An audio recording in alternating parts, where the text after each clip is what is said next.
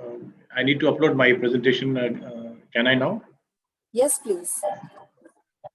Thank you.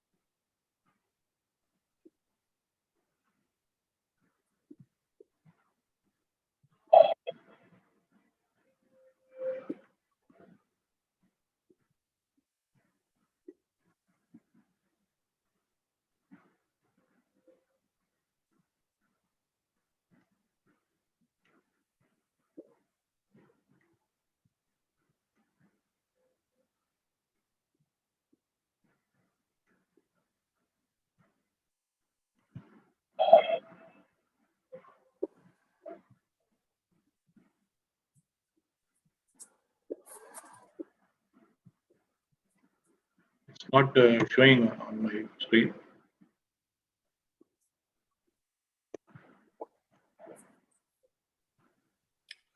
You can share your screen, Chef Rakesh.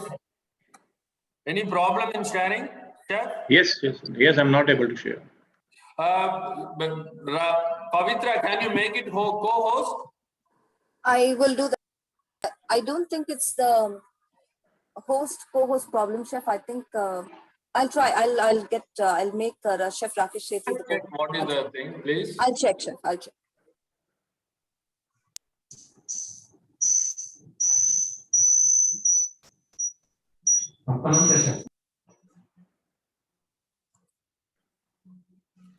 All the students unmute the video, please. Can we see all the students, please? First 5 minutes. The speaker wants to see all the students. Please unmute yourself. Students, please open your cameras, come in front.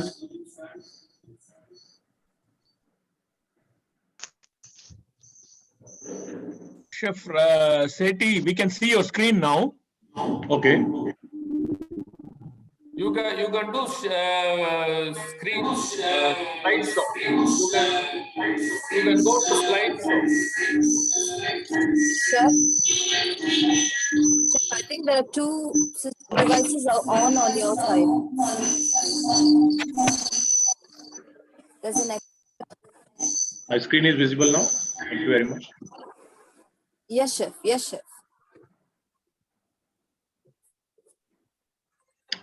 Thank you very much. And before I begin the day 3 session, I would like to thank Mr. B. Muthuraman, Shri Kalyan T. Chakravarti ji, Founding Sevak and Executive Director at PAN IIT, Meenakshi Kumar ji, Shakesh Singh, faculty members, other speakers and students.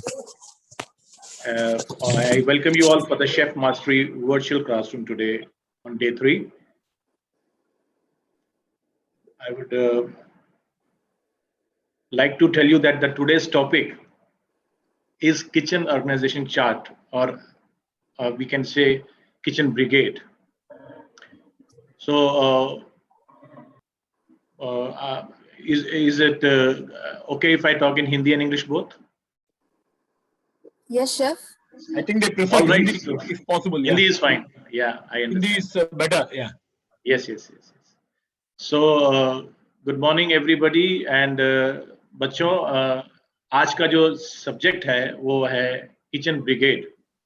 Kitchen organisation chart जो होता है उसके अंतर्गत हम बताते हैं कि kitchen brigade में कौन कौन है. किचन में इतने सारे काम होते हैं और कौन सा काम किसकी रिस्पॉन्सिबिलिटी है ये पहले से निर्धारित होता है, ये पहले से तय होता है। और किचन में कौन क्या करेगा, कितने बजे आएगा, उसकी जिम्मेदारी क्या क्या है और वो किसको रिपोर्ट करता है, उसके नीचे कौन कौन है और उसके ऊपर कौन कौन है, ये सब तय होता है, तभी इतनी स्मूथली काम होता है। किचन का काम किसी भी टीम इवेंट की तरह होता है। जैसे कि आप कोई भी गेम ले लीजिए जिसमें टीम पूरी खेलती है, तो उसमें सारी टीम का योगदान होता है, तब जाके हम वो सक्सेसफुल होते हैं, हम कामयाब होते हैं उस काम के अंदर। उसी तरह से किचन के अंदर भी जो ब्रिगेड होती है, उसके ऊपर बेशक सबसे ऊपर उसका लीडर होता है, लेकिन पूरी टीम का एक एक मेंबर इतना इंपॉर्टेंट होता है कि कोई भी अगर कड़ी कमजोर हो जाए तो पूरी चेन टूट जाती है। इसलिए आप किचन में क्या रैंक रखते हैं, किस पोजीशन पे काम करते हैं, तो आपके ऊपर और आपके नीचे आपके साथी कौन कौन है, ये इतना इंपॉर्टेंट है कि आपके बिना भी काफी फर्क पड़ता है। इसलिए ये माना जाता है कि किचन का छोटे से छोटा रैंक भी इंपॉर्टेंट होता है और टीम पूरी स्ट्रांग होती है। हमारे इंग्लिश में एक कहावत है कि the leader is as strong as his team, यानी कि किचन को चलाने वाला सबसे ऊपर जो एग्जीक्यूटिव शेफ होता है, वो उतना ही स्ट्रांग है जितनी उसकी टीम है। यदि इसकी कोई भी कड़ी कमजोर हो जाएगी तो वो वीक पड़ जाएगा। तो अपनी जिम्मेदारी को जब आप ये व्हाइट शेफ कोट पहन के किचन में उतरेंगे, आपको समझना है कि आपकी क्या इंपॉर्टेंस है।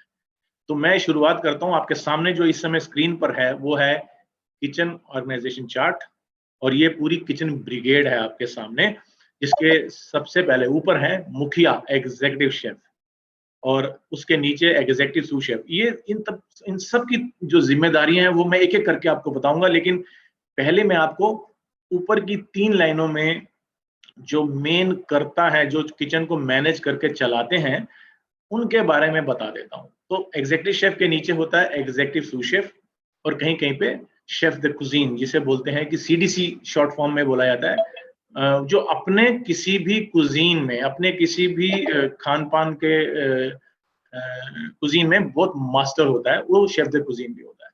उसके नीचे या उसके बराबर कई होटलों में होते हैं सूस शेफ। सूस शेफ, अब हर डिपार्टमेंट का एक सूस शेफ होता है। किचन में कितनी हायरार्की होगी, कितने लेयर्स होंगे, ये निर्भर करता है कि किचन का साइज कितना बड़ा है। जी, जो मैं आपको दिखा रहा हूँ ये पूरे एक 5 स्टार होटल की किचन का हायरार्की चार्ट है, ऑर्गेनाइजेशन चार्ट है, या यूं कह लें कि ब्रिगेड का चार्ट है। लेकिन अगर आउटलेट छोटा है, रेस्टोरेंट छोटा है, किचन छोटी है, तो वहां पे थोड़ा फ्लैट हो जाती है ये जो हमारी हायरार्की है। ये इतने सारे लेयर्स नहीं होते हैं वहां पे सीधा 3 या 4 लेयर में पूरी किचन निपटा दी जाती है। लेकिन यहाँ पे आप देख रहे होंगे कि 6-7 परतें हैं और ये रिस्पॉन्सिबिलिटीज हैं, इनकी हर एक के काम निर्धारित किए जाते हैं। तो ये तीसरी लाइन है, ये जो सबसे स्ट्रांग लाइन होती है सूस शेफ की, ये हर किचन के इंचार्ज होते हैं। कोई इंडियन किचन का इंचार्ज है, कोई वेस्टर्न यानी कि कॉन्टिनेंटल किचन का इंचार्ज है, कोई सिर्फ पेस्ट्री या बेकरी का इंचार्ज है। तो आप देख सकते हैं, ये अगर आपको दिख रहा है आपकी स्क्रीन पे, तो ये तमाम सूस शेफ हैं। अब इनके नीचे इनके शेफ द पार्टी होते हैं, जो दिन में कितनी शिफ्ट आनी है उनको एक एक शिफ्ट को संभालते हैं साथ में मिलके। और उसके नीचे फर्दर अगर आप जाएंगे तो आप देखते हैं हम इनको, ये फ्रेंच टर्मिनोलॉजी है इसमें काफी ज्यादा, मैं आपको साथ साथ में इसको हिंदी और अंग्रेजी दोनों में जो क्या बोला जाता है वो बताता जाऊंगा। अब इसको कॉमीज कहा जाता है, जो कि फ्रंटलाइन कुक्स हैं। ये सब लोग धीरे धीरे नीचे से ऊपर की तरफ उठते हैं। नीचे से होता है कॉमी 3, फिर कॉमी 2, फिर कॉमी 1, फिर शेफ द पार्टी बनते हैं। तो जब ये धीरे धीरे एक्सपीरियंस इनको मिलता जाता है, ये और काम सीखते जाते हैं, तो ये बड़े होते जाते हैं। कई जगह पे सिर्फ कॉमीज कहा जाता है, 1, 2, 3 का इसमें कोई रोल नहीं होता, लेकिन 1, 2, 3 जनरली आपके तजुर्बे के हिसाब से आपको डेजिग्नेशन मिलता है, और जो आप धीरे धीरे सीखते जाते हैं तो आप ऊपर की तरफ बढ़ते जाते हैं। तो हायरार्की दिख तो ऊपर से नीचे रही है, लेकिन जो ग्रोथ होती है वो नीचे से ऊपर भी होती है। तब होती है जब हम काम धीरे धीरे सीखते हैं और बड़े होते हैं। और कुछ लोग जो हैं, कई जगह पे स्कीम होती है मैनेजमेंट ट्रेनिंग की, जहाँ पे हम सीधा जूनियर सूस शेफ या असिस्टेंट मैनेजर बनाते हैं। उनको बड़ी रिगरस ट्रेनिंग दी जाती है। जो ये कॉमी 1, 2, 3 है, ये तमाम चीजें की ट्रेनिंग उनको ट्रेनिंग के दौरान ही मिल जाती हैं, इसलिए वो सीधा सुपरवाइजर के रोल पे आ जाते हैं। आगे बढ़ते हैं और आपको मैं दिखाता हूं कि ये जो हायरार्की मैंने अभी आपको दिखाई, इसके क्या क्या काम करने के पैरामीटर्स हैं, इनको क्या क्या रोल है, इनका क्या रिस्पॉन्सिबिलिटी है। तो एग्जीक्यूटिव शेफ जो होता है वो जनरली होटल के किचन का सबसे बड़ा मुखिया होता है। सबसे सीनियर किचन स्टाफ उसी को माना जाता है और वो उनका जो रोल होता है बिजनेस ओरिएंटेड रोल ज्यादा होता है। वो ओवरसी करते हैं पूरे रेस्टोरेंट और किचन के जो काम है, उसको देखते हैं। एक हाई लेवल ओवरसाइट जिसे बोलते हैं ऑपरेशंस के ऊपर वो रखते हैं, बल्कि उनके कई बारी मार्केटिंग और पब्लिक रिलेशंस को भी देखना पड़ता है अपने आउटलेट का। तो ये एक सबसे सीनियर पोजीशन है और ये करते क्या है, ये खाना तो बनाते ही हैं, लेकिन ये बाकी डिपार्टमेंट्स के साथ भी कोऑर्डिनेट करते हैं। अब बाकी डिपार्टमेंट्स आप सोच रहे होंगे कि किचन के साथ कौन कौन से जुड़े हुए हैं। देखिए, किचन के साथ तकरीबन होटल का हर डिपार्टमेंट जुड़ा होता है, लेकिन सबसे नजदीक जो जुड़े होते हैं मैं उनके बारे में आपको आज बताता हूँ। इनमें सबसे नजदीक होता है F&B सर्विस, यानी कि जब हम खाना बनाते हैं तो उसको कस्टमर तक, गेस्ट तक परोसता कौन है, लेके कौन जाता है, वो है सर्विस के हमारे एसोसिएट्स। तो सबसे ज्यादा ये इनके साथ कोऑर्डिनेट करते हैं कि खाना 20 मिनट में बनना है तो उधर से 20 मिनट में पिकअप करने वाला भी आना चाहिए। तो ये कोऑर्डिनेशन बहुत इंपॉर्टेंट होती है कि कितनी देर में खाना तैयार हो जाएगा, कितनी देर में चला जाना चाहिए, वरना खाना पड़ा ही ठंडा हो जाएगा और गेस्ट को पहुंचेगा नहीं। तो ये तमाम उनकी कोऑर्डिनेशन ये देखते हैं। ये करते हैं हाउसकीपिंग के साथ कोऑर्डिनेट, क्योंकि जो जितने भी हम लोग किचन में होते हैं सबकी यूनिफॉर्म होती है, तो उनके यूनिफॉर्म एप्रन समय पे मिल रहे हैं कि नहीं मिल रहे हैं। किचन डस्टर्स होते हैं, किचन की यूनिफॉर्म धुलने जानी होती है, तो ये तमाम चीजें वो देखते हैं।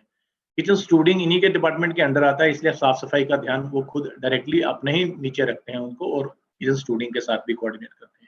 इंजीनियरिंग एक बहुत बड़ा डिपार्टमेंट है जिसके साथ ये कोऑर्डिनेट करते हैं, ताकि किचन का जितना भी इक्विपमेंट है, गैस है, ओवन है, बाकी मशीनरी है, ये सब चलती रहे सही तरीके से, सलीके से, कहीं इसमें कोई खराबी ना आए। क्योंकि एक भी चीज ब्रेकडाउन होगी तो पूरा काम रुक जाता है। छोटी से छोटी चीज, कीमा मशीन अगर बंद हो जाए होटल की, तो पूरे होटल में जो कीमा बनना है वो बनना बंद हो जाएगा, उससे जुड़ी हुई जितनी डिशेज हैं वो नहीं बन पाएंगी। तो ये मशीनें ठीक चलें, इनकी पहले से ही मरम्मत होती रहे और ये हमेशा वर्किंग कंडीशन में रहे, ये सब भी इनको कोऑर्डिनेट करना पड़ता है। ये किचन स्टूडिंग के थ्रू इंजीनियरिंग को भी करते हैं। ऐसे ही परचेज में क्या खरीदना है, क्या आज मौसम में है, क्या मेन्यू में है, और क्या शादी पार्टियों की जो फंक्शन प्रोस्पेक्टस है, यानी शादी या कोई फंक्शन है उसमें मेन्यू में क्या है, वो रोज चेंज हो सकता है, तो वो मंगाना। तो परचेजिंग एक बहुत बड़ी जिम्मेदारी है, तो ये एग्जीक्यूटिव शेफ जो है ये भी वो संभालते हैं परचेज डिपार्टमेंट के थ्रू। एक दिन पहले, कई बार तो 48 आवर्स यानी 48 घंटे पहले इनको सामान का ऑर्डर प्लेस करना पड़ता है 2 दिन बाद जो फंक्शन है उसके लिए। फिर उसके चार्ज कितना करना है, उसके क्या हमारी कॉस्ट निकलेगी, हमें कितने में पड़ेगा वो खाना और हम कितने में बेच पाएंगे, ये तमाम चीजें भी एग्जीक्यूटिव शेफ को देखना होता है। ऐसा नहीं हुआ कि आपको ही 100 रुपए का पड़ा और आपने 100 रुपए का बेच दिया तो आपने मुनाफा तो कमाया ही नहीं बिल्कुल भी। तो आपको कितने का पड़ा, आपने आगे कितने में बेचना है, और बाकी तमाम जो हमारी कॉस्ट है इंग्रेडिएंट की, मैन पावर की, इलेक्ट्रिसिटी की, सब तमाम चीजों को जोड़, तो ये सारे वर्किंग जो है एग्जीक्यूटिव शेफ पहले से करके रखता है, और तजुर्बे के हिसाब से उसको मालूम होता है कि मैं इतने आदमी के लिए इतना मंगाऊंगा और इतना मुझे बेचना है, इतने में मुझे मिलेंगे पैसे और ये मेरा प्रॉफिट होगा। वो तमाम चीजें तजुर्बे से फिर रूटीन में आ जाती हैं, लेकिन जिम्मेदारी फिर भी किचन के एग्जीक्यूटिव शेफ या उनके हेड शेफ की होती है। इसके अलावा अब इतनी बड़ी ब्रिगेड मैंने आपको दिखाई नीचे, अब उस ब्रिगेड को कब आना है ड्यूटी पे, किसको सुबह आना है ब्रेकफास्ट में, किसको दोपहर को आना है लंच को, डिनर को कवर करने के लिए, किसको रात के समय आना है, और किसको लगातार ड्यूटी करनी है, स्ट्रेट ड्यूटी जिसे हम कहते हैं, या किसको ब्रोकन शिफ्ट भी होती है, यानी कि हम सुबह का भी पीरियड कवर करते हैं 4 घंटे और 3 घंटे शाम का भी करते हैं। तो किसको किस शिफ्ट में बुलाना है, उसको कब बुला के छुट्टी कब देनी है, उसको अगर बीमार पड़ गया तो उसकी जगह किसको लगाना है, ये तमाम चीजें रोस्टरिंग और शेड्यूलिंग में आती हैं। ये अपनी टीम का भी इनको करना पड़ता है। तो आपने देखा हेड शेफ कितने जिम्मेदारी का काम है, और ये जो पूरा काम है ये हेड शेफ करता है अपनी जो ब्रिगेड है उसके साथ मिलके। अब हेड शेफ के नीचे उसी का नंबर 2 होता है, उसको हम बोलते हैं executive sous chef. Executive sous chef जो होता है वो जैसे मैंने आपको बताया हर डिपार्टमेंट का एक एग्जीक्यूटिव शेफ होता है, एग्जीक्यूटिव सू शेफ होता है, और उस एग्जीक्यूटिव सूस शेफ को नंबर 2 कहा जाता है, लेकिन वो कभी कभी जब एग्जीक्यूटिव शेफ नहीं होता तो उसकी भी जिम्मेदारियों को वो निभाता है, यानी कि अपने उस समय वो एक रैंक ऊपर के काम भी संभालता है। और वो बहुत बड़ा पुल होता है अपने शेफ, एग्जीक्यूटिव शेफ और जो नीचे की टीम है उनके बीच में एक पुल होता है, और उसकी गैर हाजिरी में वो सारे काम संभालता है। तो ये भी एक बड़ी जिम्मेदारी का काम है, और ये भी ड्यूटी रोस्टर बनाता है, ये भी सारे मेंटेन करता है रिकॉर्ड, जितने भी किचन के रिकॉर्ड्स होते हैं, और सारा डिपार्टमेंट स्मूथली चल रहा है कि नहीं चल रहा है, इन तमाम चीजों को भी वो देखता है किचन के अंदर। और एक बात बताता हूँ, प्रैक्टिकली होता क्या है कि जब एग्जीक्यूटिव शेफ जो है सुबह की ड्यूटी अगर संभाल रहा है, यानी सुबह अर्ली मॉर्निंग आ गया, तो वैसे तो वो देर तक रहते हैं, सारे एग्जीक्यूटिव शेफ देर तक रहते हैं, लेकिन शाम को क्लोजिंग का समय जिम्मेदारी जो है एग्जीक्यूटिव सूस शेफ को दी जाती है, या कई बार ये रोल रिवर्स भी हो जाता है, यानी एग्जीक्यूटिव सूस शेफ सुबह से देख लेता है और एग्जीक्यूटिव शेफ शाम को देखता है। हकीकत में ग्राउंड लेवल पे जनरली ये सुबह से शाम तक होते हैं, क्योंकि अपने काम में इतना पैशन रखते हैं ये लोग कि ये जाते ही नहीं है, ये कहते हैं कि मैं ही पूरी पार्टी करके जाऊंगा, क्योंकि जिम्मेदारी इतनी ज्यादा होती है, और इसके अलावा पैशन इतना होता है कि कोई देखता ही नहीं कि मेरे को कितने घंटे हो गए, क्योंकि ये दिल से किए जाने वाला काम है। इस काम को करने के लिए जज्बा, पैशन, अंदर से एक फायर होना बहुत जरूरी है। तब आदमी घड़ी देख के काम नहीं करता, तब आदमी काम को खत्म करके ही जाता है घर पे। तो ये बहुत ही पैशनेट होते हैं, और ये आर्टिस्ट होते हैं, जो शेफ्स हैं ये कलाकार हैं, ये हाथों का हुनर रखते हैं और सबका दिल जीत लेते हैं अपने व्यंजन और अपने खानों के जरिए। अब एग्जीक्यूटिव शेफ, एग्जीक्यूटिव सूस शेफ के नीचे होते हैं सूस शेफ्स। अब सू जो है ये एक, मैंने जैसे आपको शुरू में बताया, ये एक फ्रेंच टर्मिनोलॉजी है, और इस फ्रेंच टर्मिनोलॉजी के हिसाब से सू जो शब्द है उसका मतलब होता है अंडर द शेफ। तो सू शेफ जो अंडर द शेफ, जिसको हम अंग्रेजी में मैंने आपको स्क्रीन पे लिखा है आपकी सहूलियत के लिए, दे आर एक्चुअली सही मायने में ये असिस्टेंट्स हैं अपने हेड शेफ के, यानी अपने एग्जीक्यूटिव शेफ के, ये उनके हाथ हैं, ये अपने अपने सेक्शंस को सुपरवाइज करते हैं। अब छोटे छोटे जो एरियाज होते हैं, जैसे कि कॉफी शॉप की किचन, जैसे कि किसी स्पेशलिटी इंडियन रेस्टोरेंट की किचन होगी, सिर्फ सलाद बनाने का सेक्शन है, या सिर्फ बेकरी की जहाँ ब्रेड बनती हैं या केक्स पेस्ट्रीज बनते हैं वो डिपार्टमेंट है, तो इनको जो संभालते हैं ये सूस शेफ्स होते हैं। हर सेक्शन का एक सूस शेफ होता है बड़ी ऑर्गेनाइजेशन में, लेकिन छोटी ऑर्गेनाइजेशन में एक ही सूस शेफ होता है जो मल्टीपल काम करता है। देखिए, जब मैं आपको बात बता रहा हूँ कि ये जो टर्मिनोलॉजी चली थी और ये जो डेजिग्नेशन चले थे, जो आप आगे सुनेंगे, हो सकता है कई जगह आजकल ये ना होते हों, बिल्कुल खत्म हो जाते हैं, क्योंकि आजकल मल्टी स्किलिंग और मल्टीपल रोल इतने ज्यादा हो गए हैं कि एक आदमी 2-2, 3-3 डिपार्टमेंट को संभालने में भी समर्थ है, यानी कि इतने ट्रेंड है वो लोग कि मान लीजिए कि एक शेफ है वो इंडियन किचन भी संभाल सकता है, और वेस्टर्न किचन जिसे हम यूरोपियन भी कहते हैं, या कॉन्टिनेंटल किचन, ये वो भी संभाल लेता है। या कोई ऐसा शेफ है जो गादमांजो, जिसे हम सलाद सेक्शन कहते हैं, ठंडी जहाँ पे चीजें बनती हैं उसको हम कोल्ड किचन कहते हैं, उसको संभाल लेता है साथ ही में। तो 2 लोगों का काम एक आदमी करता है। ये तब होता है जब आप वाकई बहुत ज्यादा स्किल्ड हैं, या आपने इतना काम कर लिया कि आप मैनेज कर सकते हैं, या आपका जो ऑपरेशंस है, डिपार्टमेंट है, वो छोटा है, यानी कि बहुत बड़ा फैला हुआ डिपार्टमेंट नहीं है, तब एक ही आदमी 2 सेक्शन संभाल लेता है। वरना हर सेक्शन का एक सूस शेफ होता है, ताकि उस डिपार्टमेंट को जस्टिस हो सके, उस डिपार्टमेंट के काम को बांटा जा सके और अपना काम में वो ध्यान दे सके। ये जो सूस शेफ्स होते हैं ये एक से ज्यादा, जैसे मैंने आपको बताया, होते हैं, और ये भी डेली जो किचन चलती है, ब्रेकफास्ट में चल रहे हैं काम, लंच में चल रहा है, या शाम को स्नैक्स, उनको सुपरवाइज करते हैं।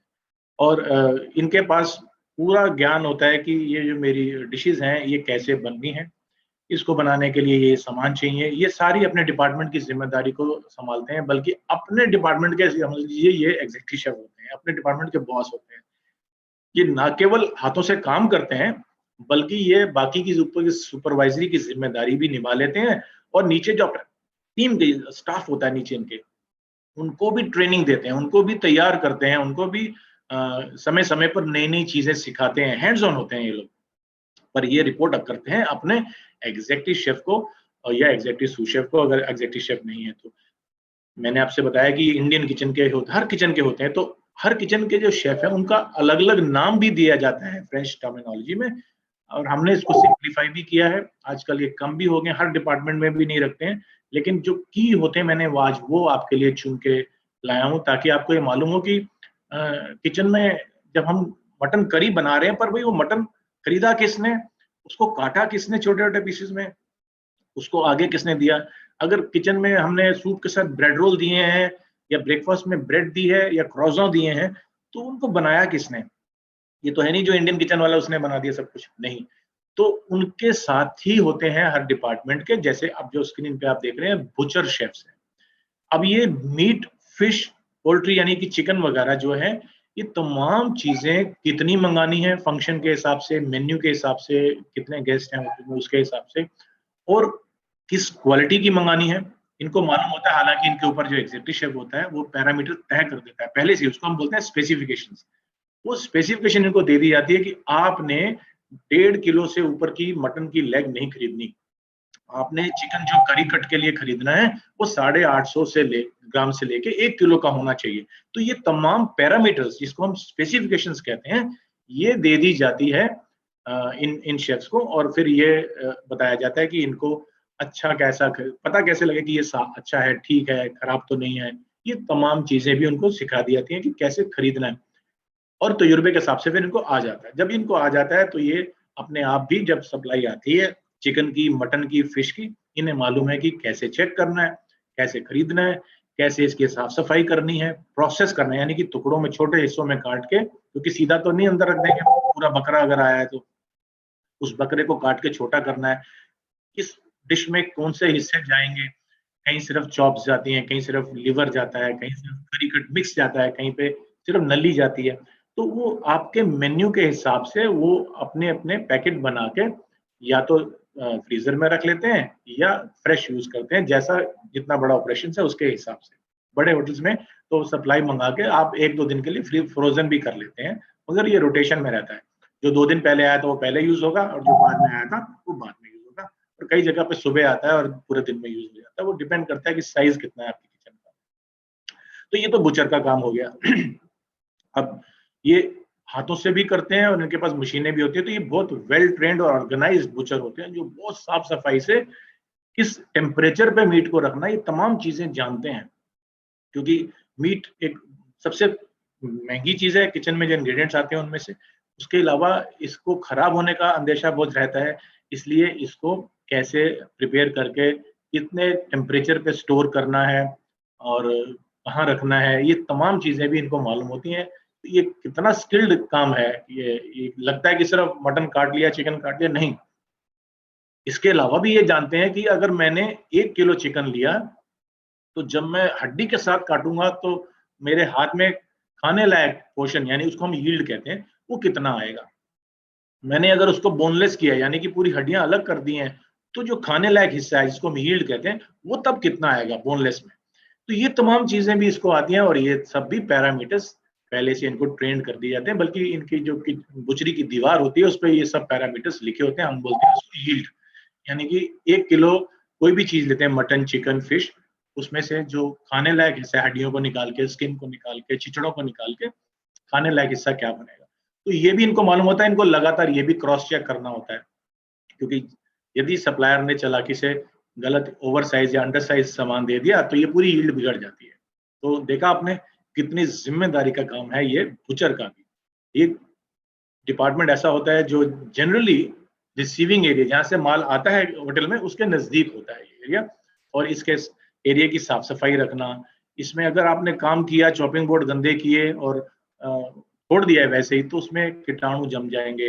ये तो किचन में हर जगह होता है, लेकिन बुचरी में ज्यादा इसका अंदेशा होता है। तो साफ रखना, गर्म पानी से धोना, इक्विपमेंट को साफ करके जाना, ये तमाम चीजें भी इनके काम के अंदर आती हैं। तो बहुत जिम्मेदारी का काम है, पूरा हाइजीन रखना, डिपार्टमेंट को साफ रखना और प्रोडक्ट को सेफ रखना ह्यूमन कंजम्पशन के लिए बहुत बड़ी जिम्मेदारी का काम होता है। मीट खराब हो जाए तो पूरी डिश खराब हो जाती है, इसलिए बहुत ध्यान से करते हैं ये लोग। अब जो स्क्रीन पे आपके वापस चलते हैं, पहले पेस्ट्री शेफ्स की बात कर लेते हैं जो नीचे था उसके। इसमें आपने देखा होगा कि आपके टेबल पे जब आप ऑर्डर करते हैं किसी रेस्टोरेंट में जाके, तो कैसे आपके सामने बढ़िया बढ़िया डेजर्ट्स आते हैं, बढ़िया बढ़िया केक पेस्ट्री आती हैं। तो ये तमाम जो काम है ये पेस्ट्री शेफ का होता है। इसके अंदर भी 2 तरह के पेस्ट्री शेफ होते हैं, एक वो जो सिर्फ बेक करते हैं, ब्रेड्स वगैरह बनाते हैं, और दूसरा कन्फेक्शनरी के जो काम करते हैं। तो इसमें भी सब सेक्शंस होते हैं, लेकिन इनको ओवरऑल हम पेस्ट्री शेफ्स के नाम से बुलाते हैं। और ये भी अलग अलग रैंक्स के आजकल होते हैं, इन जब सीनियर हो जाते हैं तो इन सू शेफ से भी ऊपर जाते हैं। लेकिन जो सू शेफ है एक पेस्ट्री का, उसका भी यही काम है कि वो अपने डिपार्टमेंट में जितना भी सामान बन रहा है उसकी जिम्मेदारी से उसको बनाए, और वहाँ के इक्विपमेंट्स, वहाँ के कोल्ड स्टोरेज, वहाँ की तमाम चीज़ों को वो रखे। गर्म खाना, डेजर्ट भी बनते हैं, मिठाइयाँ भी बनती हैं, और ठंडे भी बनते हैं डेजर्ट, तो उनको कैसे कहाँ स्टोर करना है, क्योंकि किचन का एक बेसिक लॉ है सर्विस का, वो है hot food hot, cold food cold. यानी कि जो गर्म खाना सर्व होना चाहिए वो गर्म ही होना चाहिए। अगर आपकी पूरी भाजी आ रही है और वो ठंडी आई तो आपको मजा ही नहीं आएगा, तो गर्म खाना गर्म ही आना चाहिए। ऐसे ही इनका भी काम होता है कि जो आइसक्रीम डेजर्ट्स हैं वो फ्रोजन है तो फ्रोजन होने चाहिए। तो ये तमाम चीजों को अगर आपकी टेबल पे आइसक्रीम आए और वो पिघली हुई आ जाए तो कितना बुरा लगेगा आपको। तो इसलिए ये जरूरी है कि आप ये जो शेफ्स हैं ये इन चीजों का ध्यान रखते हैं कि जो भी इनके पास सामान है उसका टेम्परेचर भी ठीक रहे। बुचरी की तरह पेस्ट्री शेफ की जो इंग्रेडिएंट्स आइटम्स आती हैं, रिसीव होती हैं, वो भी बड़ी हाई कॉस्ट होती हैं, और वो भी अगर जरा सा गलत सामान ले लेंगे तो पूरा फूड कॉस्ट किचन की बिगड़ जाती है और रेसिपी भी खराब हो जाती है। पेस्ट्री शेफ के नीचे ही बेकर्स भी होते हैं, जिन्हें हम अगर फ्रेंच टर्मिनोलॉजी में देखेंगे तो बुलंजर्स बोलते हैं, लेकिन ये इनका काम होता है बेकिंग का। और ये बेकर होते हैं जो आप देखते हैं ना, सुबह नाश्ते में जाएंगे तो ब्रेड रोल्स हैं, क्रॉसॉन है, डैनिश पेस्ट्री है, ब्रेड स्लाइस, अगर आप टोस्ट बना के खा रहे हैं, तो ये तमाम चीजें कौन बेक कर रहा है? ये बेकर्स जो होते हैं किचन के अंदर वो कर रहे हैं। कुछ किचन्स में कन्फेक्शनरी और बेकिंग के दोनों के सू शेफ होते हैं, कुछ किचन में एक ही होता है, उसके नीचे फिर छोटे उनके असिस्टेंट्स होते हैं जिनको हम शेफ दपाती। तो अगेन जैसा कि बड़ा साइज का अगर होटल होगा तो उसमें अलग अलग भी होते हैं, यानी बेकर भी उसी रैंक में है सू शेफ के, और कन्फेक्शनरी का भी सू शेफ होता है। डिपेंड करता है साइज कितना है हमारी किचन का, कितना बड़ा हमारा ऑपरेशन है ना, उस पर डिपेंड करता है। इसके अलावा सुबह आप देखते हैं जो अर्ली मॉर्निंग शिफ्ट में आते हैं उनमें से एक शेफ होता है पोताजर, जिनको सूप शेफ बोलते हैं। यानी कि उस होटल के हर किचन में जो सूप सर्व हो रहा है रेस्टोरेंट के अंदर, वो कौन बना रहा है? पीछे एक पोताजर है, उसके पास भी पूरी टीम होती है, 2 या 3 लड़के होते हैं। बहुत मेहनत का काम है ये, क्योंकि इन्होंने अगर आज सूप देना है तो एक दिन पहले इनको स्टॉक बनाना पड़ता है। उस स्टॉक को अच्छे से साफ सफाई से बना के पहले से रख के भी जाते हैं या गर्म पे छोड़ देते हैं। वो अच्छे से जब स्टॉक पक जाता है उस स्टॉक से फिर ये आपको सूप बना के देते हैं। कंसोमे बनता है, बिस्क बनता है, तरह तरह के सूप हैं। सूप में भी कई क्लासिफिकेशन होती हैं। मेन्यू में कौन कौन सा सूप है उसके हिसाब से ये लोग सूप तैयार करते हैं। और इसके अलावा जो फंक्शंस हैं, पार्टीज हैं, अब सूप जरूरी नहीं है कि एक ही किचन का हो, ये अलग अलग किचन में भी बनते हैं। तो कई जगह पे तो पोताजर्स सिर्फ वेस्टर्न किचन का सूप बनाते हैं, और कई जगह पे जो सूप शेफ होता है वो इतना ट्रेंड हो जाता है कि वो थोड़ा बहुत चाइनीज के सूप भी बना लेता है, थोड़े बहुत इंडियन के शोरबा जो होते हैं वो भी बना लेता है। तो इसी सेक्शन में तमाम सूप शोरबा सब बन जाते हैं। लेकिन जैसे मैंने आपको बता दी, फ्रेंच टर्मिनोलॉजी है, इसमें जितने भी ट्रेंड लोग होते हैं वो इंटरनेशनल सूप बनाते हैं ज्यादातर। फिर इंडियन शेफ इंडियन बनाता है और चाइनीज शेफ चाइनीज बनाता है, ऐसा भी होता है। मगर आजकल ये जो पोजीशन है, ये जो कॉन्टिनेंटल के सूप शेफ्स हैं ये वही संभाल लेते हैं। तो ये धीरे धीरे ये पोजीशन लुप्त होती जा रही है, और ये पोजीशन बड़े ऑर्गेनाइजेशन में ही होती है, छोटे में नहीं होती है। तो सूप के बाद है वेजिटेबल कुक्स। अब ये वेजिटेबल कुक्स क्या चीज है आप सोच रहे होंगे। देखिए, जितना इंपॉर्टेंट मीट के लिए बुचरी डिपार्टमेंट है, उतना ही अंतर्मेतीय ये वेजिटेबल कुक्स जो होते हैं ये भी बहुत इंपॉर्टेंट रोल होता है। अब सब्जियां ताजा हों, कितनी मंगानी है, अब कैसे मालूम कि 500 आदमी के लिए गोभी कितनी लगेगी, तो ये तमाम चीजें इनको मालूम होती हैं। और स्टॉक में देखते हैं कितना, फिर ऑर्डर करते हैं, और मेन्यू के हिसाब से, रेसिपी के हिसाब से कितने लोग खाएंगे, ये सब ऑर्डर करते हैं। लेकिन इन सब्जियों को, ये तो है नहीं कि हमने जो बाजार से सब्जी आई वो सीधा किचन में ले गए। हम कभी भी अच्छे होटल में सीधा जो बाजार से चीजें आती हैं वो किचन तक नहीं लेके जाते, क्योंकि जब बाजार से कोई चीज आती है उसमें बैक्टीरिया या कीटाणु हो सकते हैं। तो हम पहले सब्जियों को रिसीविंग एरिया में ही धो लेते हैं। धोने के बाद उसको हम ले जाते हैं प्रोसेस करने के लिए। एक सेक्शन होता है कॉमिसरी। कॉमिसरी में किचन को पहले से प्री प्रेप किया जाता है। प्री प्रेप का मतलब होता है कि उसकी कटाई छटाई, अगर गोभी मान लीजिए लिया तो उसके डंठल काट देना, उसके छोटे छोटे फ्लोरेट्स बना देना, फिर उसको ट्रे में, बास्केट में या बैग में पैक कर देना, फिर वो जाती है किचन में। यानी कि सब पालक की गठियां आई हैं इतनी बड़ी बड़ी, वो थोड़ी ना पूरी डंडियों के समेत अंदर चली जाएगी, उसके पत्ते जाएंगे तो वो डंडियां वहीं कट जाएंगी कॉमिसरी में, और फिर वहां से ये वेजिटेबल कुक का काम है, वो वहीं पे उसको प्रोसेस करते हैं। अंदर पत्ते ही जाएंगे, वो भी एक बारी धो के जाएंगे ताकि वहां पे जाके कोई कीटाणु टेबल पे ना उनके आ जाए, क्योंकि इसमें अगर कीटाणु आप मानते हैं बड़े सूक्ष्मदर्शी होते हैं, यानी हमारे को नंगी आंखों से नहीं दिखते, हमको इसको माइक्रोस्कोप में ही दिखाई देंगे, पर हमें मालूम होता है कि बाजार से कोई चीज आई है तो वो हो सकता है उसके अंदर कीटाणु जीवाणु हो, तो उसको कैसे हमने खत्म करना है, अच्छे से उसको वॉश करना है। हम लोग उसको क्लोरीन में भी धोते हैं, तो अच्छे से वॉश करने से पहले उसको प्रोसेस कर लेते हैं, और कुछ सब्जियों को पहले ही वॉश करके फिर प्रोसेस करते हैं। लेकिन ये सब काम किचन में ना करके हम लोग जो वेजिटेबल कुक्स हैं, अंतर्मेतियर्स हैं, वो अपने कॉमिसरी में करते हैं। और ये जितने भी वेजिटेरियन आइटम्स हैं, ये भी मीट की तरह पहले से ही प्रोसेस होके मेन्यू के हिसाब से ऊपर जाती है।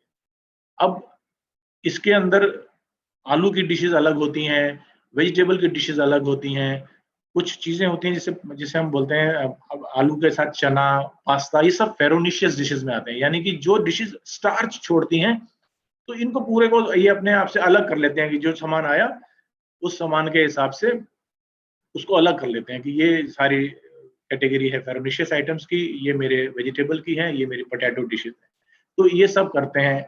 और वेस्टर्न किचन में ही दूसरा ही उसी के साथ बराबर का एक रैंक होता है रोटिशियर्स, यानी कि रोस्ट करना। पहले ये बहुत चलता था, अब ये भी अलग अलग किचन के अलग अलग सेक्शंस के लोग संभाल लेते हैं। तो जितना भी रोस्टिंग का काम है, चाहे वो पूरा लैम रोस्ट करना है, पूरा चिकन रोस्ट करना है, या सिर्फ लैम की लेग रोस्ट करनी है, ये तमाम रोस्टिंग का काम जो है ये शेफ रोटिशियर्स होते थे, वो करते थे। और अभी भी ये होता है, बड़ी बड़ी जगह पे जाएं, खासतौर पे शिप्स में अगर आप देखेंगे तो अभी भी ये सब बड़े बड़े रोस्टिंग के काम होते हैं, और बाहर के देशों में तो अभी भी होते हैं। इंडिया में अब ये section wise, department wise but गया है। अगर इंडियन किचन का काम है तो इंडियन वाला संभाला, ये नहीं कि रोटिशियर एक ही है सब वो संभालेगा, नहीं।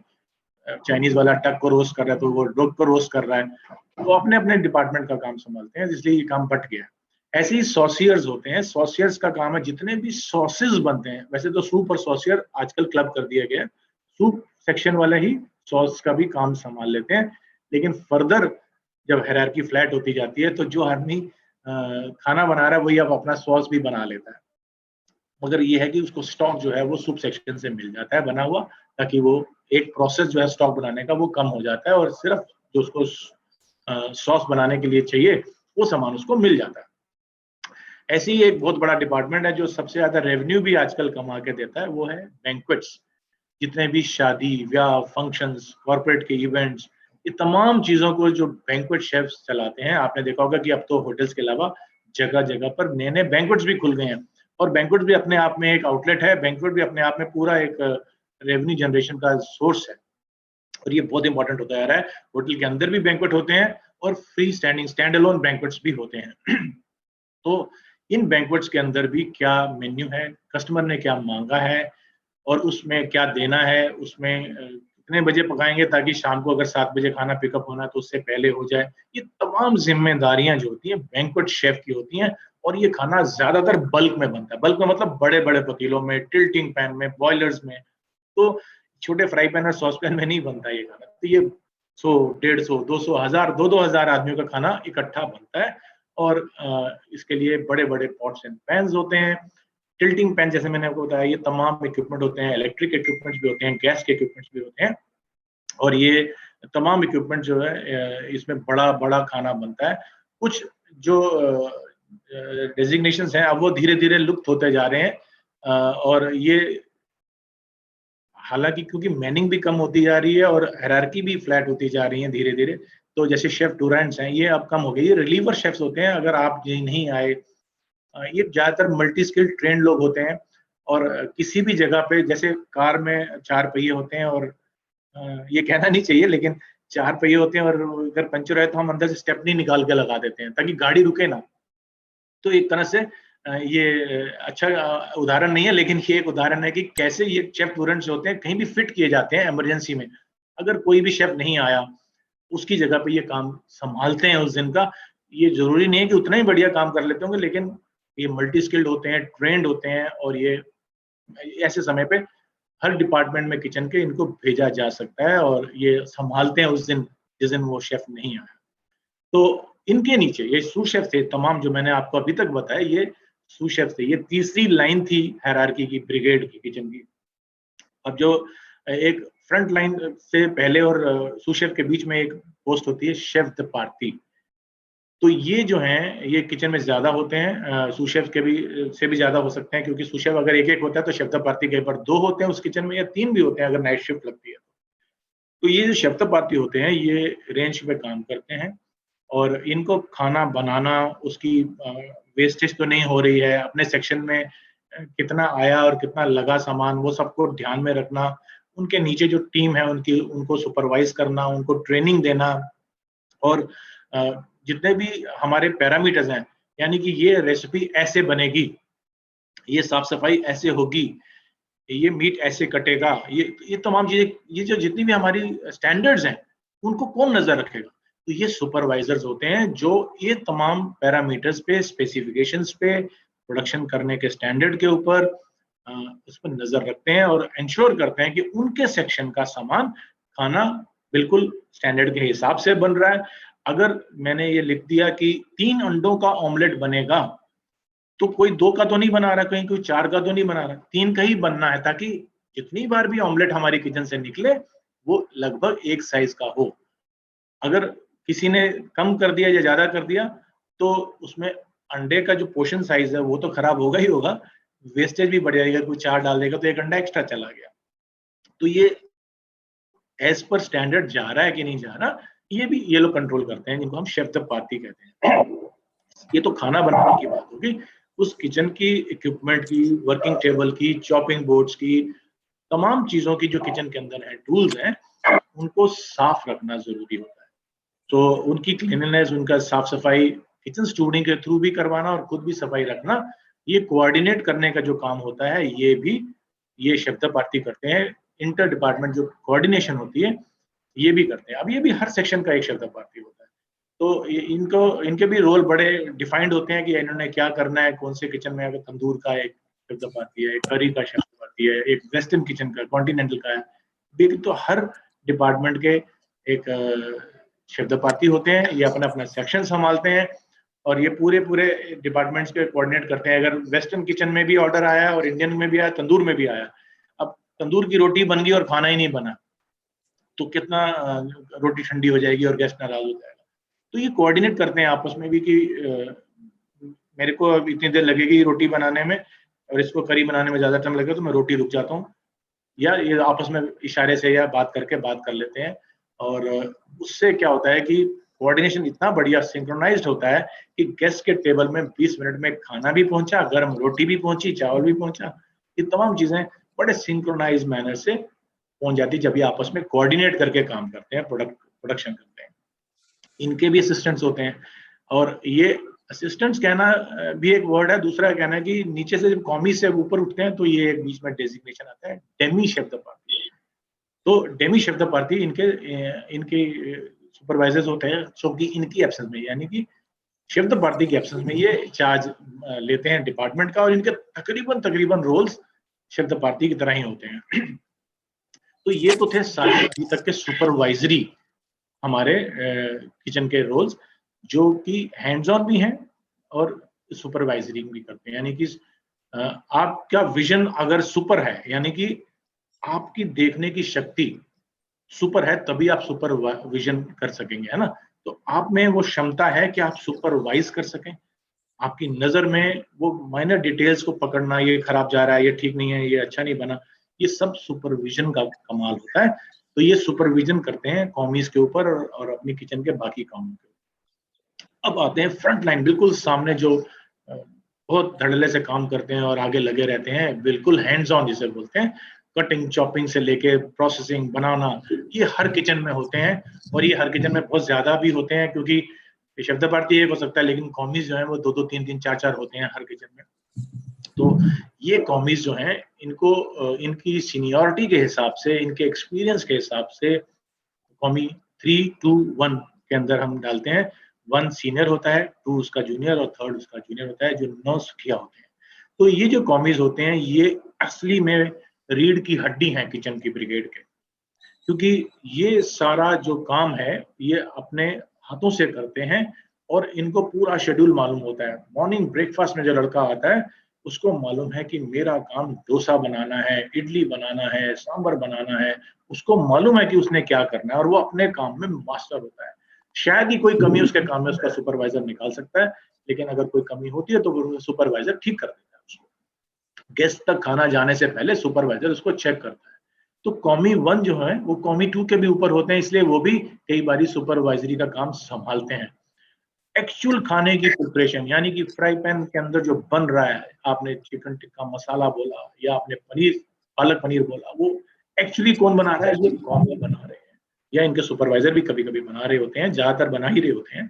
तो ये तमाम चीजों को बनाना, अगेन वो सारे स्टैंडर्ड्स को फॉलो करना जो सुपरवाइजर्स ने इनको बताए हैं, और इसको सलीके से अपनी मीज़ा प्लान ट्रे, गार्निश ट्रे को सजा के रखना, इंग्रेडिएंट्स को मैरिनेट करके रखना, टेम्परेचर अच्छा रखना उनका कि कहीं वो गर्मी में खराब ना हो जाएं। जो चीज़ फ्रिज में होनी चाहिए वो फ्रिज में होनी चाहिए, जो बाहर होनी चाहिए वो बाहर होनी चाहिए, और अगर बाहर भी बर्फ के ऊपर होनी चाहिए तो ये तमाम चीज़ों को कॉमीज देखते हैं और ये अपने इक्विपमेंट का भी बहुत ध्यान रखते हैं कि गंद नहीं मचा के काम करते, बिल्कुल साफ सफाई से, हाइजीन से काम करते हैं, इतना बढ़िया कि अगर एक छींट भी इधर गिरती है तो ये लोग फटाफट साफ करते हैं। ये सब ट्रेनिंग और एक्सपीरियंस से इनको आता है, क्योंकि ये 5 स्टार होटल की बात है, हाइजीन की बात है, साफ सफाई की बात है, आप गंदा काम तो कर ही नहीं सकते। तो ये कॉमीज को शुरू से ही ऐसा इनके अंदर इनकलकेट किया जाता है, इनके अंदर ऐसे घुसा दिया जाता है, ट्रेनिंग ऐसी दी जाती है कि ये शुरू से ही, जब ये नीचे से शुरू करते हैं कॉमी 3 से कॉमी 2, कॉमी 1 शब्दपाती बनना, तो ये सब सारे जो गुण हैं एक किचन के अच्छे शेफ के, ये इनमें डाल दिए जाते हैं।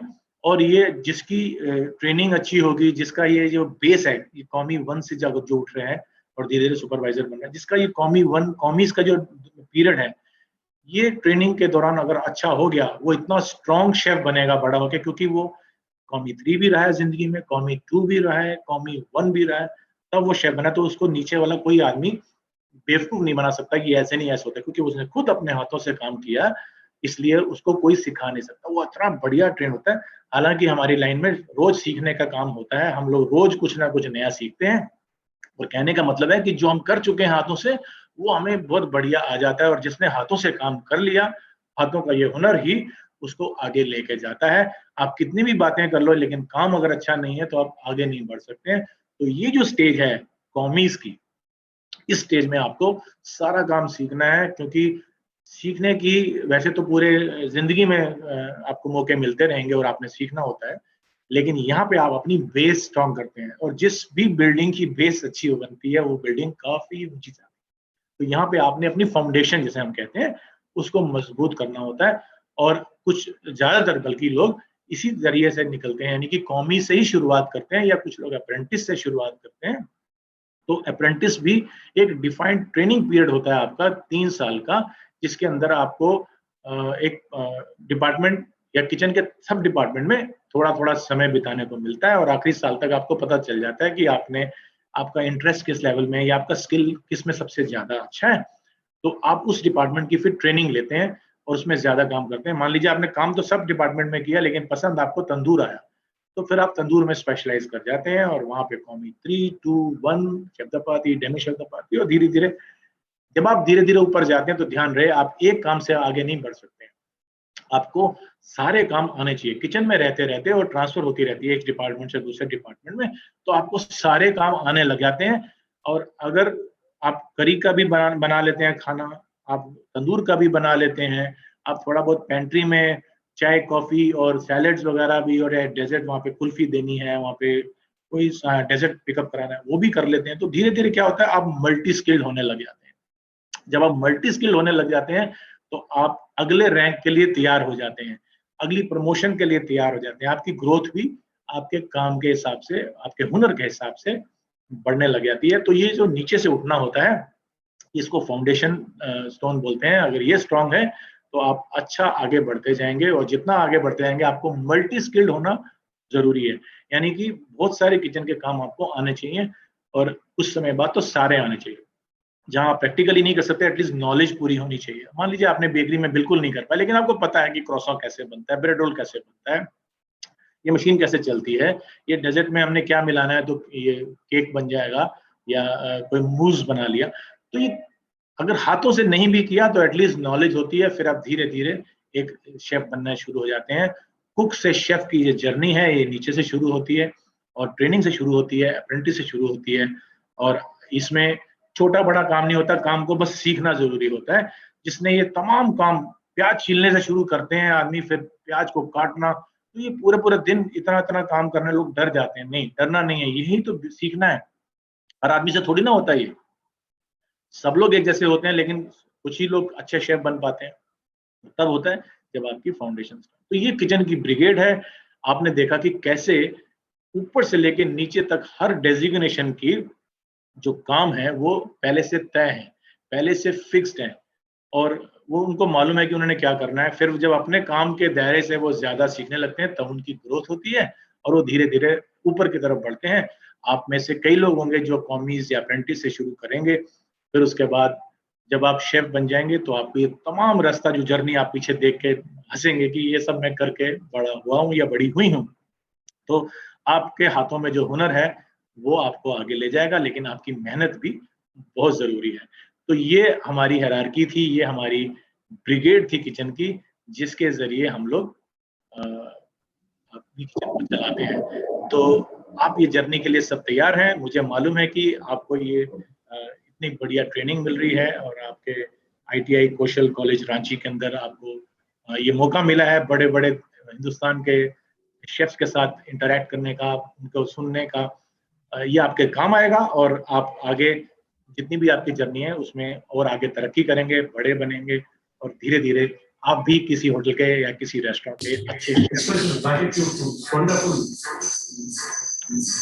इसके साथ मैं आप सबको शुभकामनाएं देता हूं, और वापस देता हूं हमारे शकेश सिंह शेफ को, या Pavitra ji, back to you, and thank you very much. कोई सवाल, कोई क्वेश्चंस हो तो आप हमेशा हमसे पूछ सकते हैं। Thank you very much once again for this opportunity.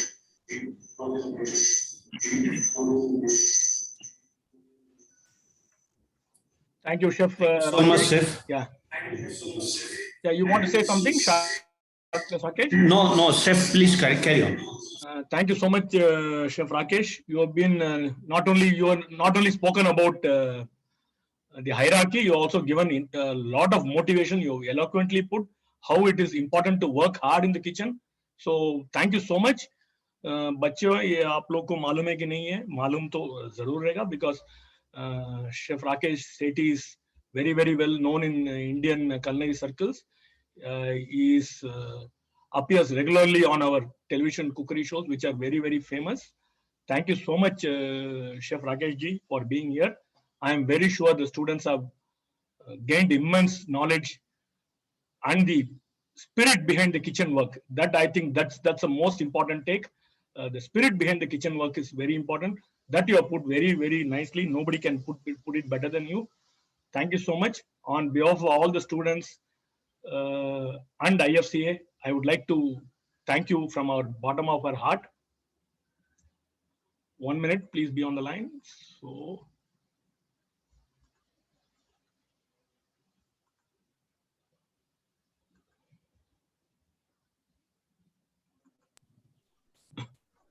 Thank you so much, Chef. On behalf of IFCA and Kaushal College and IIT alumni, we want to thank you from the bottom of our heart for doing this. Thank you so much. Thank you so much, Chef. Chef. And I thank everybody behind this Chef Mastery. I also thank you for this opportunity, and thank you once again to IFCA and to the team behind all this. Thank you very much. Chef Rakesh, you want to say anything? Yes, I want to thank Chef Rakesh Sethi for his wonderful and expressive session Actually, I'm sitting with a retired Colonel of Army, Colonel Rajan Iyer. He is not having any knowledge of culinary, of kitchen hierarchy. And Chef, I congratulate you. Now he just said, now I am very much well versed with the hierarchy of kitchen. The session was so good. And another thing is, the session was in Hindi. So I'm sure Chef Colonel Rajan has just well. So Hindi, being in Hindi, our students would have grasped it more. So thank you so much, Chef, for your time and for your valuable inputs. And we would request you, though IFCA has been putting it forward, that since we are from Pan IT Foundation and these girls are from different corners of Jharkhand, are less privileged.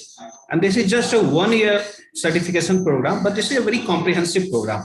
So after this, we would like you please try to employ them, try to absorb them in different locations with the addition or somewhere else.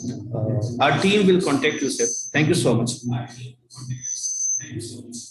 So, Chef Rakesh, I want to add one more thing. I know Colonel is there with us now. I'm a student of Sainik School, so I always wanted to join the forces. Anyway, I passed the NDA, but I couldn't get through the SSB. But then inspiration was there. What is the nearest thing to the armed forces? I think it's the uniformed work of the chefs is the nearest thing. So I chose this. So thank you so much. Yeah, that's one thought I wanted to express. Thank you very much. You're most welcome. Your next opening work will be an army officer. Thank you, Chef Rakesh Sethi, for this wonderful, enlightening presentation. I'm sure it was very, very informative and very helpful for all these students. On behalf of IFC, I thank you again. And to everybody else, we will now break for about 5 minutes. We'll come back. Please do not log out. We will come back after a 5-minute break and continue with the rest of the session.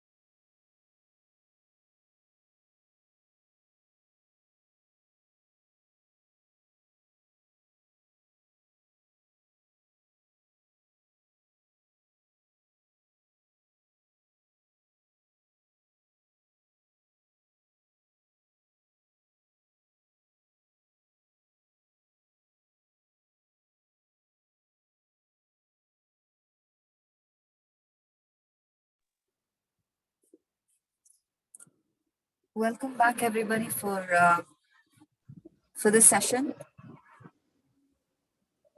Can you hear me? Am I audible? Yes. Okay, excellent. So welcome back. We will have Chef Vijay Bhaskar's session on basic culinary math.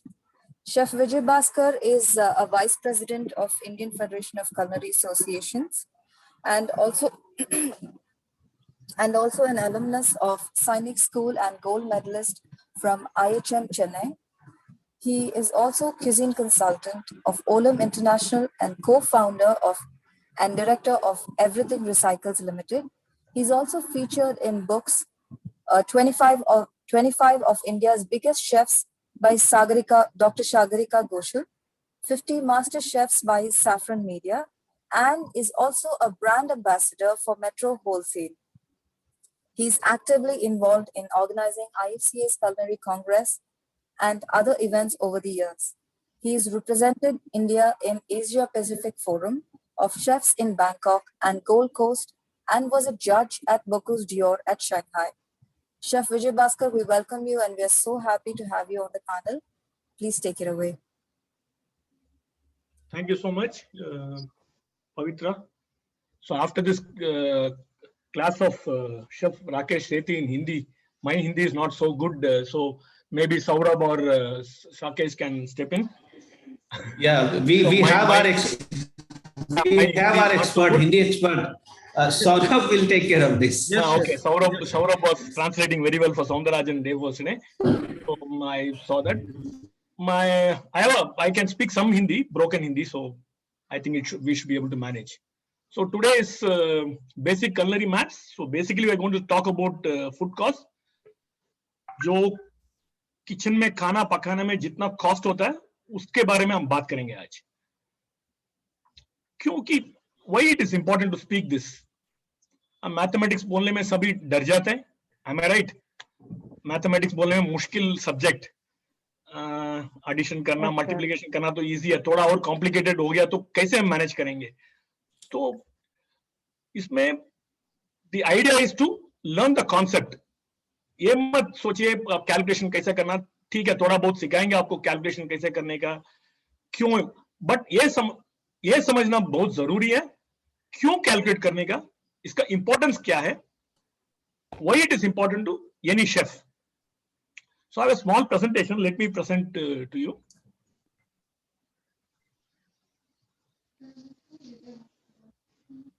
कौन है विजय Bhaskar? So you are able to see my presentation, I hope. Yes, sir. Yes, sir.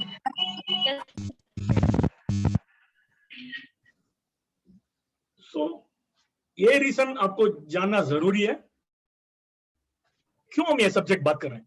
Number 1, profitability. जो भी hotel बनाया, जो भी restaurant बनाया, उसमें profit बनाना बहुत जरूरी है क्योंकि that is the basic of business. When we are doing a business, it will employ many people, it will give livelihood to many people, it will give business to our vendors whom we are buying things from. So everything is interlinked. So, but one thing is very important, profitability. जो बोलते हैं हम लोग फायदा, business का फायदा क्या होता है, बहुत इंपॉर्टेंट. अकाउंटिंग सब्जेक्ट तो हम लोग भी कॉलेज में होटल मैनेजमेंट पढ़ रहे थे, तो very difficult subject for accounting. But it is important to learn little bit of accounting at least. The calculation of food cost is also important.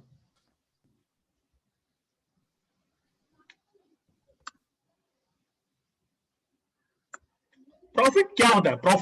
Profit को जानने के पहले हमको ये जानना जरूरी है बिक्री कितना हुआ, हम लोग का सेल कितना हुआ, आज का sale, monthly sale, weekly sale कितना हुआ, बिक्री कितना हुआ, वो समझना बहुत इंपॉर्टेंट है.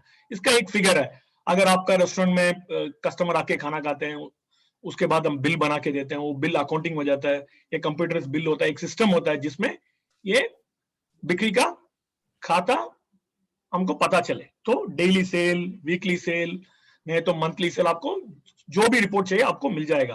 तो नॉर्मली ये मैनेजर जो रेस्टोरेंट का रहते हैं बड़ा होटल रहे हो तो जनरल मैनेजर हो, डेली मॉनिटर करते हैं कितना सेल हो गया, क्या हो गया, अगर सेल कम हो गया क्यों कम हो गया, रीजन क्या हो सकता है। तो ये सेल फिगर जो है वेरी वेरी इंपॉर्टेंट फिगर, जो जितना बिक्री हुआ, जैसा मैं बताया ये आता है कस्टमर से, मतलब आप बोल सकते हैं ग्राहक, बट लेकिन होटल इंडस्ट्री में हम ये जरूर बताते हैं they are our guest Aditya, so they are our guest. तो अगर हम जाते हैं नेक्स्ट, थोड़ा बहुत मैथमेटिक्स तो देखना पड़ेगा आपको। मैं एक एग्जांपल दे रहा हूं, अगर आप छोटा सा रेस्टोरेंट में काम कर रहे हैं जहां आपका सेल हो गया 10,000 रुपए, फिर आपको जानना ये जरूरी है क्या क्या एक्सपेंडिचर, खर्च किधर किधर हुआ, क्या क्या खर्च हो सकता है रेस्टोरेंट के अंदर।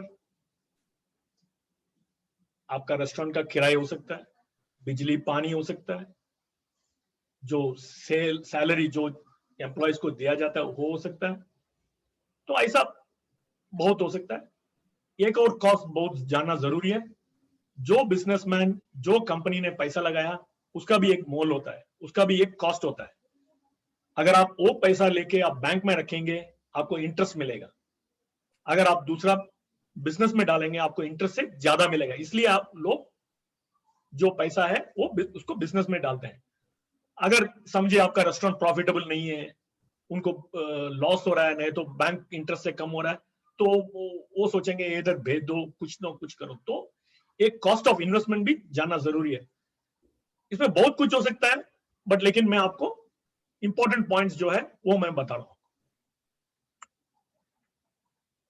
अगर आप सोचिए ये रेस्टोरेंट का खर्चा हो गया 8,000 रुपए डेली का, सेल कितना है 10,000, तो खर्चा कितना हो गया 8,000। तो आपका फायदा है जो सेल हुआ और जो एक्सपेंस जो खर्च हो गया उसका जो डिफरेंस है वो profit. Very very simple, I have taken very very basic example. ये मंथली आप फिगर डालेंगे अलग निकलेगा, ईयरली डालेंगे अलग निकलेगा, लेकिन मैं एक एग्जांपल देने के लिए एक छोटा सा फिगर लिया। तो आपका इसमें फायदा हो गया 2,000 रुपए, बट समझना ये जरूरी है, ये फायदा तो बहुत जरूरी है। एक दिन लॉस हो सकता है, एक दिन गेन हो सकता है, लेकिन मंथ एंड में देखेंगे प्रॉफिट हो गया तो ठीक है। तो हम बात करें अकाउंटिंग और मैथ्स। तो जो अकाउंटिंग, जैसा मैं बताया आपको, कस्टमर जो रेस्टोरेंट में आ रहे हैं उनको बिल दे रहे हैं, तो एक सिस्टम होता है मेंटेन करें अकाउंट, कितना पैसा आया होटल के अंदर और रेस्टोरेंट के अंदर, तो उसका हम एक खाता रख के उसको अकाउंट करेंगे। तो ऐसा चीज किचन में भी जरूरी है। किचन में आपको पैसा नहीं आएगा लेकिन वैल्यूबल थिंग्स आएगा आपको, जैसा शेफ ने बताया, प्रॉन आएगा, चिकन आएगा, वेजिटेबल्स आएगा, rice, so everything is money. पैसा देके आपने वो आइटम लिया, तो इसका अकाउंट जो मेंटेन करना बहुत बहुत इंपॉर्टेंट है।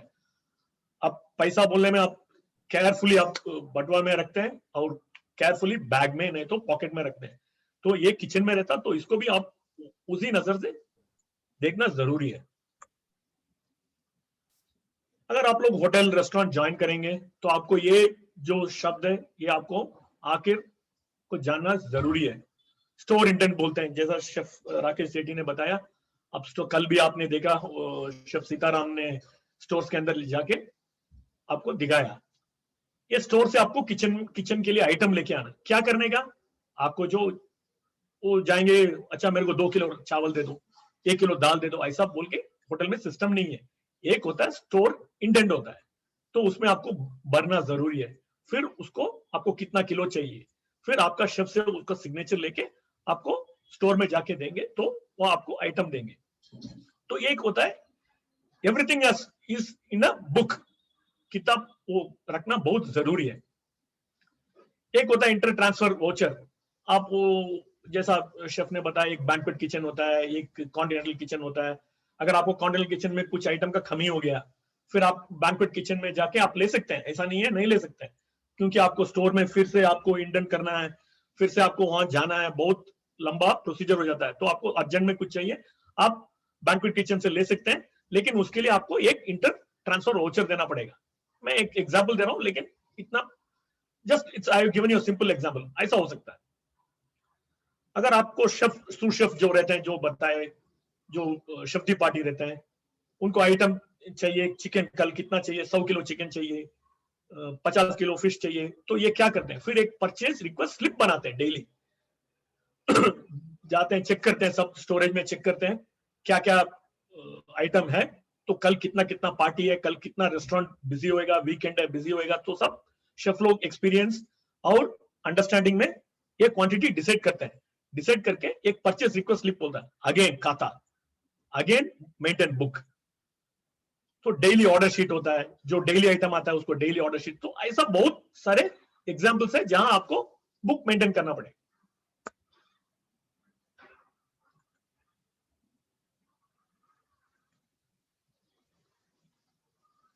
Many hotels have daily stock register. आप किचन में क्लोज करने के पहले आपको डेली स्टॉक लेना पड़ेगा, स्टॉक लेके बुक में लिखना पड़ेगा। अगर आप जूनियर पोजीशन में भी हो तो आपको ये लिख के देना पड़ेगा शेफ को, शेफ इतना इतना बच गया माल, इतना इतना मैं फ्रिज में रखा है। तो बहुत बहुत होटल में, ये बड़े बड़े होटल में ये ऑटोमेटेड भी हो गया, कंप्यूटराइज भी हो गया। कल हम लोग एक होटल में देखे गुड्स रिसीव जहां हो रहा है, रिसीविंग एरिया दिखाएं, तो वहां भी एक क्लर्क रहता है, नहीं तो एक आदमी रहते हैं।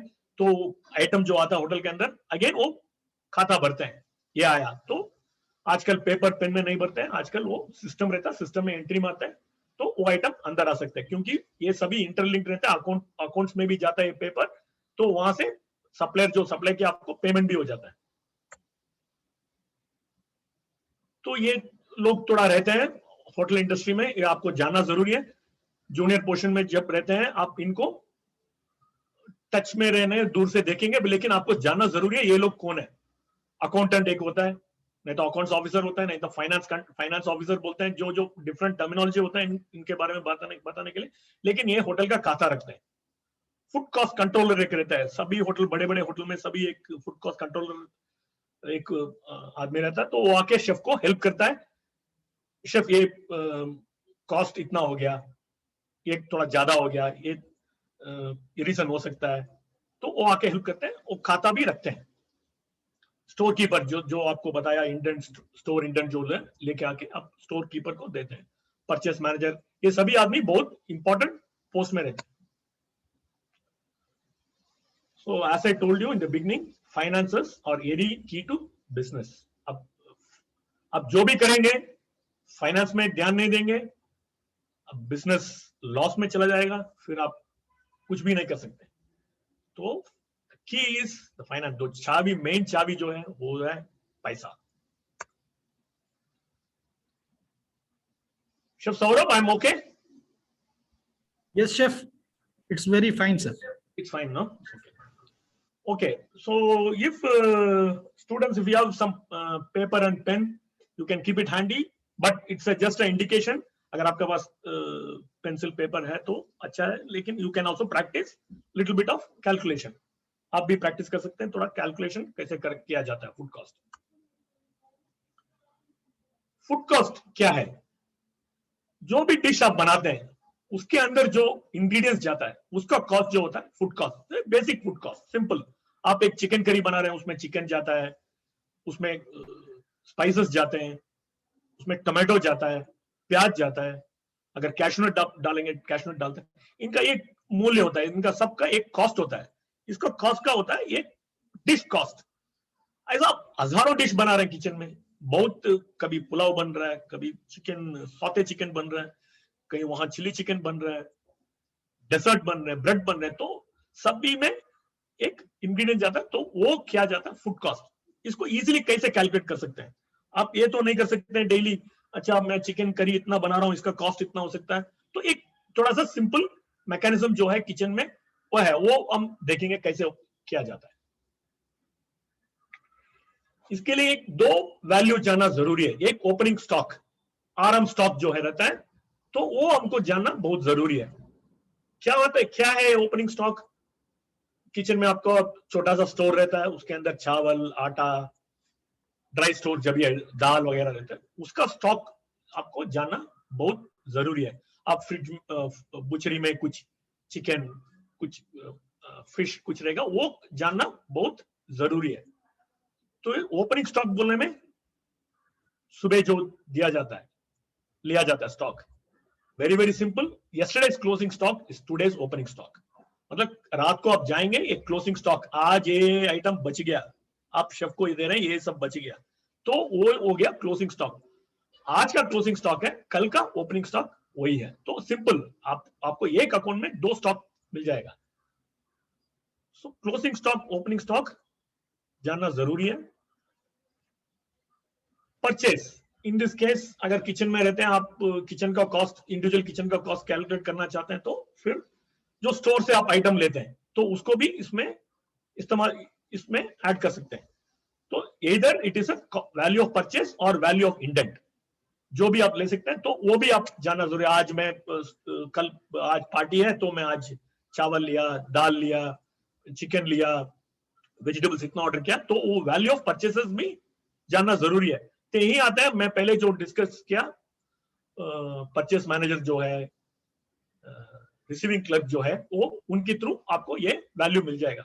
और आजकल होटल में अकाउंटिंग सिस्टम पक्का है, तो आपको बैठे बैठे कंप्यूटर के अंदर ये सभी वैल्यू मिल जाएगा, वैल्यू ऑफ परचेस इजीली मिल जाता है आपको।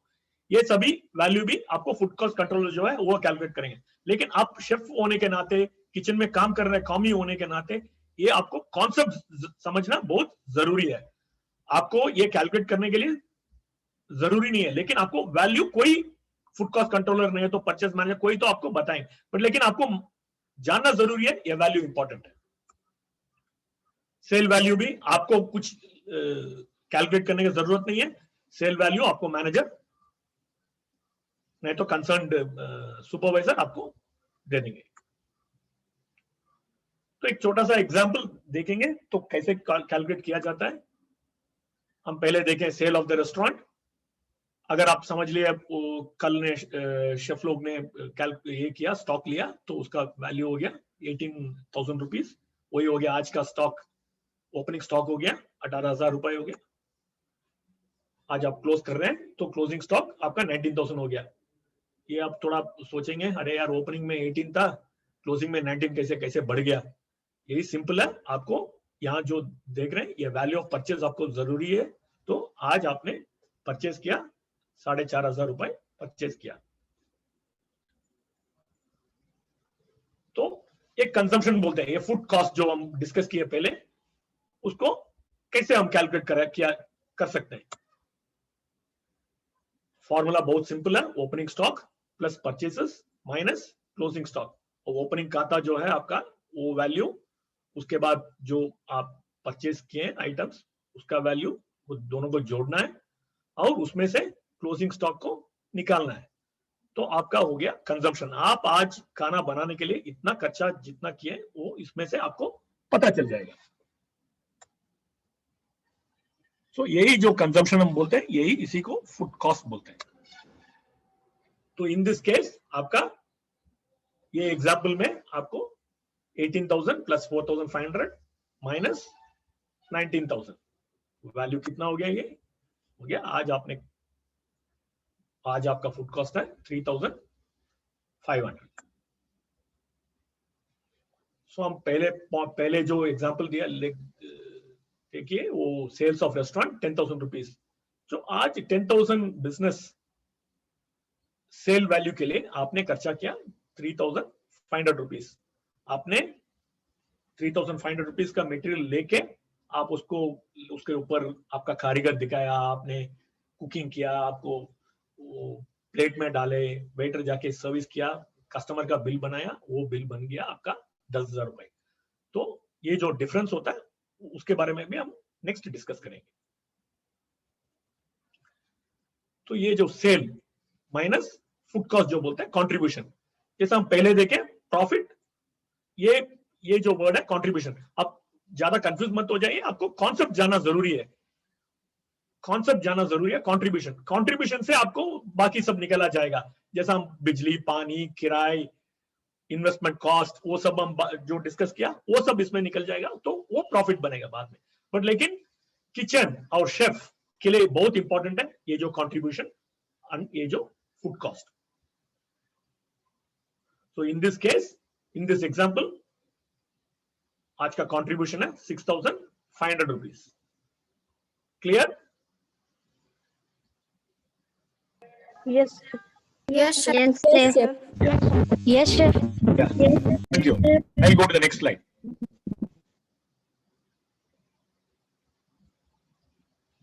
So I kept the same example on the left hand side. जो पहले हम कैलकुलेट किया वो मैं एग्जांपल ये left side of the screen आप देख सकते हैं. तो नेक्स्ट स्टेप ऑफ कैलकुलेशन थोड़ा क्या कर सकते हैं, कैसे we'll arrive at the food cost calculation and percentage.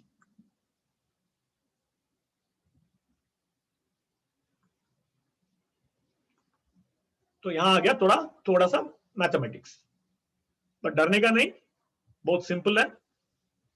Food cost percentage तो आप सभी जानते होंगे. तो थोड़ा स्कूल में तो बेसिक जब भी हम एग्जाम अटेंड करते हैं, एग्जाम अटेंड करने के बाद अरे कितना परसेंट मिला, वो तो बहुत सिंपल है, सब जानते हैं. परसेंटेज तो बहुत जरूरी है. पास परसेंटेज कितना होता है, फर्स्ट स्टूडेंट कौन आया, वो कितना परसेंटेज लिया, तो परसेंटेज तो बहुत कॉमन है. तो आपको 100 में कितना आपको मार्क मिले.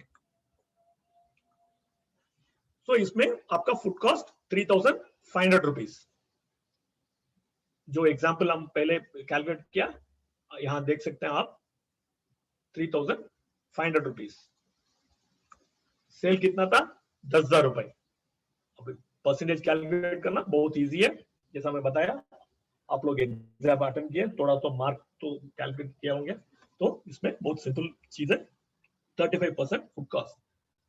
ये जो कॉस्ट परसेंटेज कैलकुलेट होता है, ये तो हर होटल में आप ज्वाइन करेंगे, हर रेस्टोरेंट में ज्वाइन करेंगे, यही बात करते रहेंगे, अरे परसेंटेज फूड कॉस्ट ज्यादा हो गया, परसेंटेज बढ़ गया, परसेंटेज बढ़ गया, परसेंटेज बढ़ गया. तो कम करें. हम स्कूल में क्या करते हैं, ज्यादा परसेंटेज का लेने चक्कर में रहते हैं, लेकिन होटल में आप जाएंगे, इसको कम करने में चक्कर लगाएगा, तो आपको ज्यादा परसेंटेज हो जाएगा, तो ज्यादा नुकसान. कम परसेंटेज वेरी गुड. तो ये जानना जरूरी है. रियल लाइफ में आप जो एग्जाम अटेंड करते हैं उसमें परसेंटेज ज्यादा लेने के लिए कोशिश करते हैं, लेकिन आप होटल में जाएंगे, आप फूड कॉस्ट परसेंटेज कम करने के लिए कोशिश करेंगे. The irony of life, but that is the truth.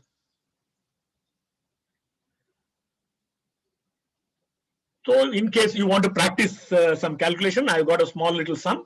तो आप लोग ट्राई करना तो ट्राई कर सकते हैं. थोड़ा मैं टाइम इसमें देता हूं टाइम, तो आप नोट कर लीजिए नंबर्स.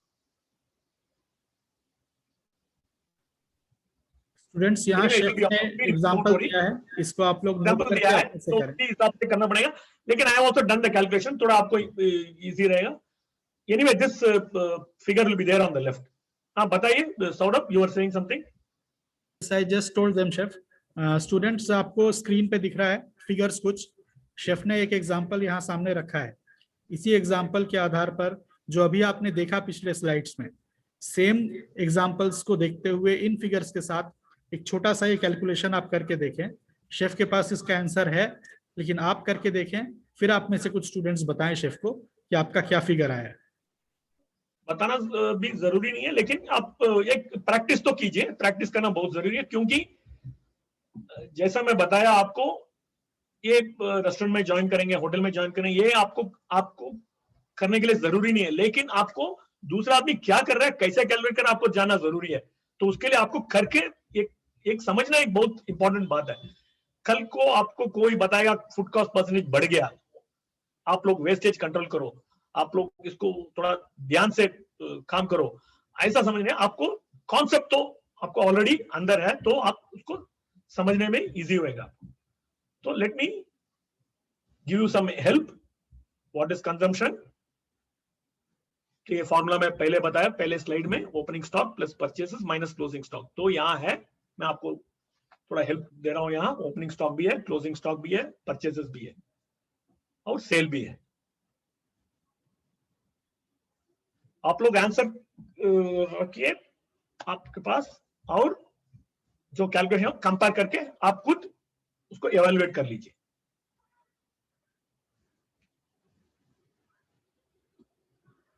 अगर गलती हो गया तो no problem, at least you should know what mistake you have made, so that you are aware that there's a mistake.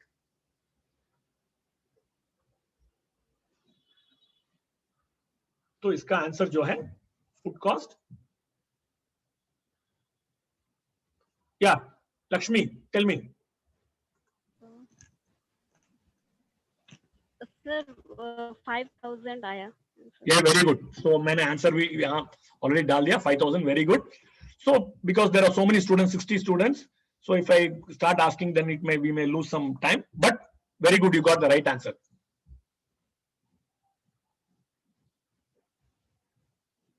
तो पहला स्लाइड में हम देखें contribution. We have seen contribution. Again, how will you make the calculation for contribution? आप कैसे इसको calculate करेंगे? Simple as sales minus consumption. So again, answer is so sale is 15,000, consumption is 5,000, and contribution is 10,000. Simple, understood? Yes, sir. Yes, sir. Yes, chef. Thank you. Thank you. Yes, sir.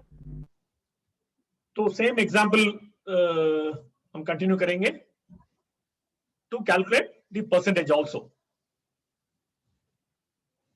जैसा हम पहले discuss किया percentage, उसका भी हम एक बार और practice करेंगे. यहाँ फॉर्मूला में आपको मैं दे दिया, तो आप लोग कैलकुलेट करके I will give you a little bit of time.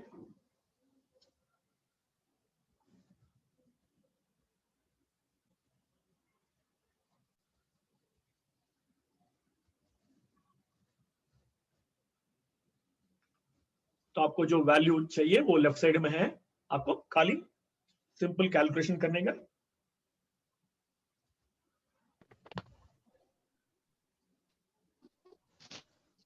Okay, this is the values you have to put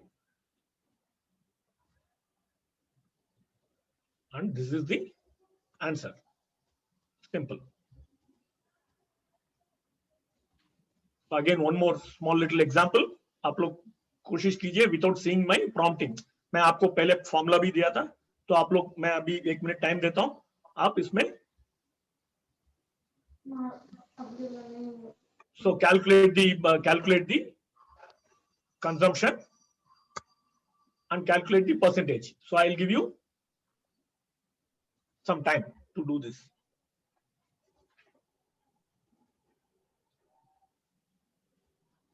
Again, I'll repeat. Opening stock 20,000 rupees, purchase is 5,000, closing stock is 21,000, and sale is 10,000.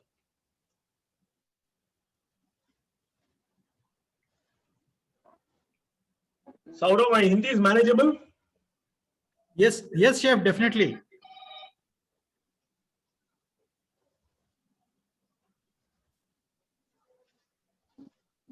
I know Lakshmi has calculated and already has the answer. So Lakshmi, you wait. I'll give you the chance. Sir, answer. We'll give 30 seconds. We'll give 30. You have. I think you want to tell the answer. So please don't tell the answer. You hold on. I'll give you the chance to tell you the answer. Please hold on.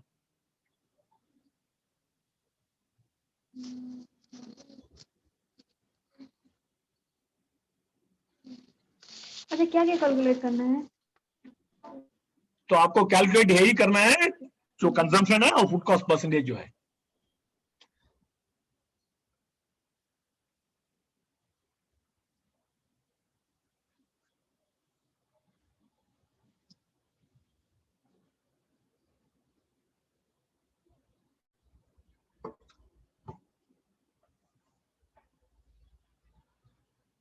Okay, Lakshmi, you have the answer? Yes, sir. Yeah. Sir, 4,000.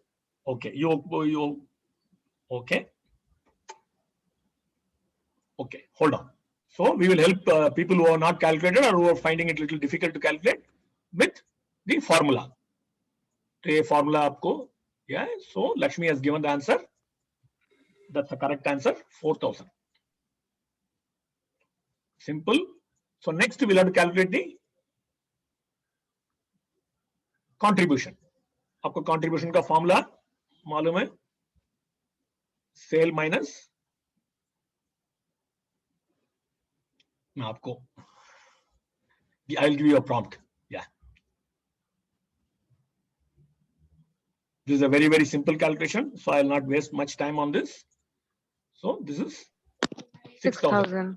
Yeah. So this value आपको जाना जरूरी है. ये आपको कोई किसी को बहुत सिंपल, अरे यार क्या यार सिंपल चीज है, बट लेकिन यही जैसा मैं पहला स्लाइड में बताया, फाइनेंस इज वेरी इंपॉर्टेंट. ये जो फिगर्स जो है बहुत इंपॉर्टेंट है. आपको ये कैलकुलेशन इसलिए कर रहे हैं तो आप समझ लीजिए कि ऐसा किया जाता है. आपको एक डेली करने के लिए किचन में जरूरी नहीं पड़ेगा, लेकिन आपको डेली फूड इंडेंट जो है वो भरना पड़ेगा. आपको जो परचेज रिक्वेशन स्लिप है वो भरना पड़ेगा. आप समझिए जब भी वो भरेंगे आपको यहाँ वो इंपैक्ट होएगा. बस ये जानने के लिए ये कैलकुलेशन करना भी जरूरी है. अभी food cost percentage is again very simple, very simple. Same example, same figures. So you'll have to calculate. I think people have the answers. So already they are, yeah, I know. But I can't see who has raised the hand. So who has raised the hand? You can ask the one of them. Nikhat आप unmute होकर बोलिए. Yes, sir. The food cost percentage is 40%. Yes. Yes, thank you. That's the right answer. Thank you, sir.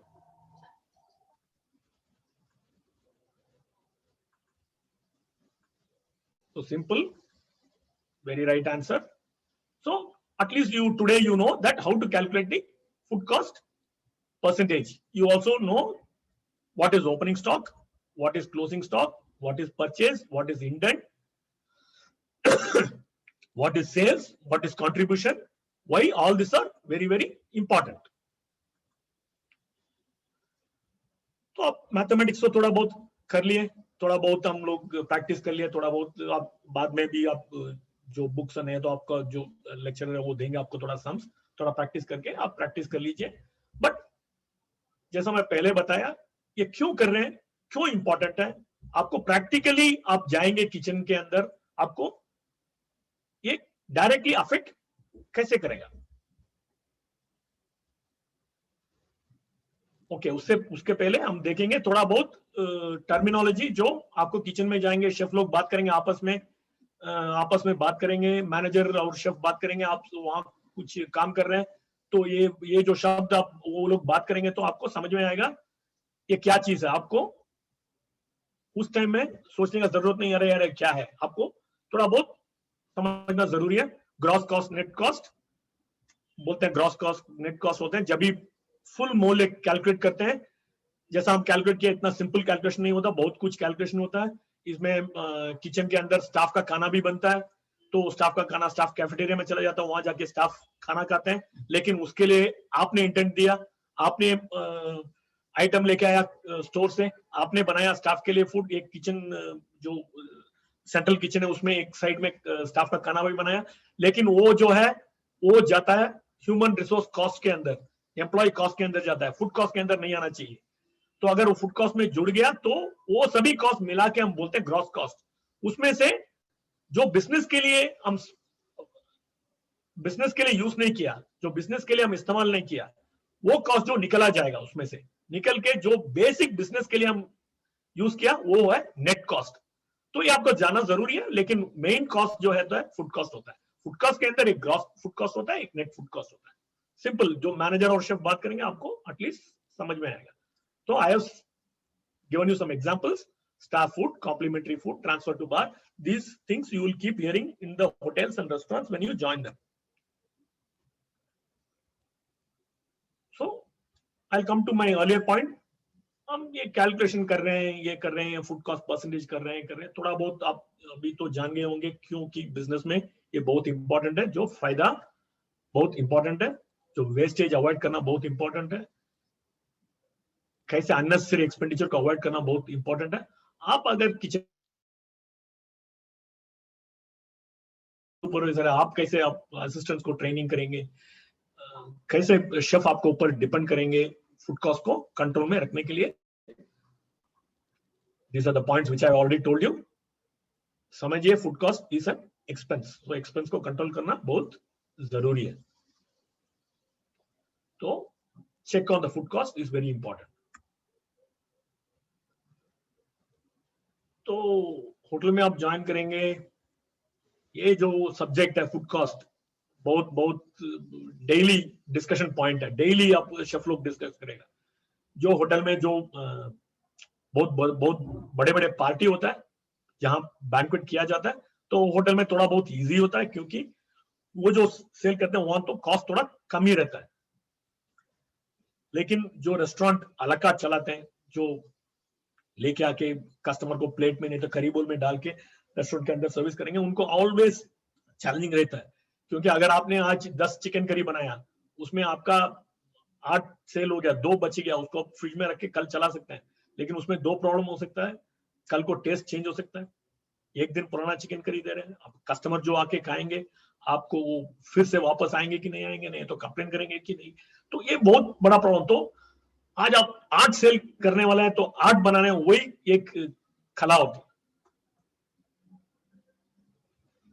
वो मैं जो बताया, avoid wastage. Any couple of students can anybody else, Saurav, have they been trained in any kitchen or they have been in the institute only? No, sir, they have worked in training kitchen of college only. Internship. Worked in training college. So probably when they join the hotel, they will come to know how to avoid the wastage. अगर wastage कैसे avoid किया जाता है, तो ये simple है। Rakesh Shetty safe ने भी बताया। अगर बुचरी में यील्ड कैलकुलेट कर रहे हैं, अगर किसी को चिकन बोनलेस करने के लिए बोला गया, आप चिकन को बोनलेस कीजिए। अगर इंडस्ट्री स्टैंडर्ड रहता 38 to 40% बोनलेस चिकन निकलना चाहिए चिकन से। तो अगर कोई उसमें वेस्टेज, बोन के अंदर फ्लैश छोड़ दिया, बराबर काटने का टेक्निक मालूम नहीं है, नहीं तो उनको सिखाया नहीं गया बराबर, तो वो कर दिए तो वेस्टेज हो गया, तो वो कूड़े में गया, नहीं तो स्टॉक में गया। तो लेकिन इवन आपने 2% भी वेस्ट किया तो 2% वेस्ट चला गया आपका। एक होता है पोर्शन कंट्रोल। तो आपको अगर एक पोर्शन में 300 ग्राम चिकन देना है, तो 300 ग्राम से चिकन देना आपको, तो वो बुचर आपको हेल्प करेगा, पोर्शन करके पोर्शनिंग करके रेडी रहेगा। लेकिन आपको भी जानना जरूरी है बुचर बराबर दे रहा है कि नहीं दे रहा। बुचर आपको अगर बड़े चिकन से थोड़ा 350 ग्राम दे दिया, आपने वो बना के दे दिया, फिर शेफ बोलेगा क्या यार कॉस्ट बढ़ गया, क्या हो गया। आप 300-350 में आपको ज्यादा फर्क नजर नहीं आ रहा होगा इन जनरल कुकिंग टर्म्स में, लेकिन आप देखेंगे 50 ग्राम पर 300 ग्राम, मतलब बहुत ज्यादा आप एक्स्ट्रा दे दिए। तो पोर्शन कंट्रोल जरूरी है। आप रेस्टोरेंट के अंदर जाएंगे, होटल के अंदर जाएंगे, ये जो वर्ड्स है ये भी यूज किया जाएगा on a daily basis. Food cost आप कैलकुलेट करेंगे, उसका फायदा भी एक ये होता है, आप अगर करेक्ट प्राइस में सेल कर रहे हैं कि नहीं कर रहे समझने के लिए भी ये आपको हेल्प करेगा। आप अगर सप्लायर से आइटम खरीदे, आप अगर आप समझिए आप किचन में सभी एफिशिएंट सिस्टम रखें, सभी सिस्टम वेल सेट किचन है, फिर भी आपको फूड कॉस्ट बढ़ रहा है, तो आप इमीडिएटली आप इंक्वायरी करेंगे किसी का दाम बढ़ गया क्या, किसी चीज की मार्केट इन्फ्लेशन की वजह से बढ़ गया क्या रेट, तो आप वो भी डिसीजन ले सकते हैं। तो ये फूड कॉस्ट जो है इंपॉर्टेंट है। आपको बैक एंड भी अगर आप डेली चेक नहीं कर सकते हैं, अच्छा आज ये रेट में ये आया, ये रेट में आया। नॉर्मली होटल्स के अंदर कॉन्ट्रैक्ट होता है, ईयरली कॉन्ट्रैक्ट होता है, लेकिन आजकल बिजनेस इतना चेंज हो गया, ईयरली कॉन्ट्रैक्ट बहुत मुश्किल हो गया। कॉन्ट्रैक्टर्स ईयरली कॉन्ट्रैक्ट देने के लिए रेडी नहीं है, क्योंकि प्राइस जो फ्लक्चुएट होता है। आज प्याज, आज टमाटो बैंगलोर में फॉर एग्जाम्पल 10 रुपए, लास्ट वीक 7 रुपीज, अगर ऑफ सीजन में 30 रुपीज, अगर किधर आपका 7 रुपीज किधर 30 रुपीज। तो कॉन्ट्रैक्टर भी फिक्स प्राइस थ्रू ईयर नहीं देना चाहते, तो चेंज होता रहता प्राइस। तो आपको ये मॉनिटर, शेफ को हेल्प करता है मॉनिटर करने के लिए, अगर मैं करेक्ट मूल्य में खरीद रहा हूं कि नहीं खरीद रहा हूं, करेक्ट मूल्य में सेल कर रहा हूं कि नहीं कर रहा हूं। अगर आपका दाम मार्केट में बहुत दाम बढ़ गया, फिर आप शेफ जाके मैनेजर से डिस्कस करेगा, फिर बोलेगा हमको रेस्टोरेंट का मेनू प्राइस जो है हमको रिवाइज करना पड़ेगा, क्योंकि कॉस्ट बढ़ रहा है, हमको प्रॉफिटेबिलिटी कम हो रहा है, तो आपको हमको प्राइस बढ़ाना पड़ेगा। फिर डिस्कशन करके रेस्टोरेंट में जो सेल होता है मेनू का प्राइस रिविजन करेंगे, रीप्रिंट करेंगे, कंप्यूटर दोबारा नया प्राइस से प्रोग्राम करेंगे और सेल करेंगे और फिर फूड कॉस्ट को नीचे लाएंगे। एक चीज जो होता है वेस्टेज को कंट्रोल करना और एक चीज जो होता है प्राइस और बाइंग प्राइस को ठीक करने का। बट इसमें सभी एक चीज होता है क्वालिटी, मूल्य, मतलब वो जो आपको क्वालिटी जो है वो तो इंपॉर्टेंट है, आप उसके लिए किसी चीज के लिए कॉम्प्रोमाइज नहीं कर सकते। कॉम्प्रोमाइज करना is not at all advisable. अगर आपको फूड कॉस्ट बढ़ गया, अच्छा 300 ग्राम चिकन देना है, मैं कुछ 250 ग्राम देख के चला लेता हूँ, वो बहुत, that is the most, you should not be doing that, वो बिल्कुल नहीं करने। तो क्वालिटी को कॉम्प्रोमाइज नहीं करने का कभी भी। Cost is important, agreed, but quality not at the cost of quality. इसलिए मैं बताया करेक्ट प्राइस। तो अगर आपको प्राइस बढ़ गया तो आप शेफलों को, आपको सीनियर को समझा सकते हैं, नहीं सर आपको प्राइस भी चेक कीजिए। अगर आप लोग होटल इंडस्ट्री ज्वाइन करेंगे, किचन ज्वाइन करेंगे, रेस्टोरेंट ज्वाइन करेंगे, काम भी आप काम पे आप, आपका सुपरवाइजर नहीं तो आपका एग्जीक्यूटिव शेफ, आपका सूट शेफ जो रहता है, आपका शेफ डी पार्टी, आप लोग उनको हेल्प इसमें असिस्ट कैसे कर सकते हैं उनको एज ए जूनियर पर्सन। अगर because once you leave the college you will be in junior post, ये नहीं है आपका कंट्रीब्यूशन कुछ नहीं है, आपका कंट्रीब्यूशन मेन रहेगा उसमें। आप कैसे एक प्रैक्टिकल किचन में शेफ को हेल्प कर सकते हैं, थोड़ा पॉइंट्स देखते हैं। One thing is unnecessarily stock रखना किचन के अंदर मत रखिए, जितना जरूरी है उतना रखिए। हमेशा डर के मारे लोग क्या करते हैं, एक्स्ट्रा लेके आके किचन में रखते हैं। वैसे जैसा मैं बताया आपको, आज आपने कुछ बनाया, उसमें खाना कुछ बच गया, आप उसको फ्रिज में रख के नेक्स्ट डे सेल करेंगे, ताकि वो अच्छा हो सकता है, नहीं हो सकता वो हमको पता नहीं है, लेकिन नेक्स्ट डे आज जो बनाया फ्रेश और नेक्स्ट डे जो उसको बना के आपने खिलाया, सेफ तो रहेंगे, लेकिन same flavour retaining, same taste retaining is very very difficult. तो जब भी आप इंटेंट कर रहे हैं, जब भी किचन में आप स्टॉक पूछ रहे हैं, तो देख के take only as much as required, avoid spoilage and wastage. Correct portion and procedure. We'll also see little bit of, when I say authorized procedure, क्या होता है authorized procedure? तो आपको किचन में जाएंगे, स्पेशली अला कार्ट किचन में एक वर्ड यूज किया जाएगा, KOT, kitchen order ticket is a must. अब किसी चीज के लिए किचन ऑर्डर टिकट बहुत जरूरी है। अगर, क्योंकि देर 10 टेबल लगे हुए टेबल में किचन में, सॉरी रेस्टोरेंट में, तो आपको 10 गेस्ट 10 ऑर्डर दे रहे हैं, तो आपको एक सिस्टम होता है होटल के अंदर, किचन ऑर्डर होता है, तो वो वेटर नहीं तो सुपरवाइजर और मैनेजर लिख के, नहीं तो कंप्यूटर प्रिंटआउट एक देते हैं आपको, उसको देख के आपको ऑर्डर बनाना जरूरी है। नॉर्मली होटल में इनडिसिप्लिन क्या होता है, वेटर ऑर्डर लेता है, वो एंट्री करने में टाइम होता है, वो आके किचन में बताता है, अच्छा ये बना दो, मैं आ रहा हूं, अभी लेके आ रहा हूं। तो वो जो है आपको अवॉइड करना जरूरी है, क्योंकि वो भूल जाएगा देने के लिए किचन ऑर्डर टिकट, फिर वो सर्विस हो जाएगा, बिल करना भूल गया तो आपका लॉस हो गया। अगर वो केओटी देगा, बिल ऑटोमेटिकली बन जाएगा, आपको रेवेन्यू लॉस होने का चांस ही नहीं। स्टोरेज जो है प्रॉपर करना जरूरी है, this will also help in saving the cost.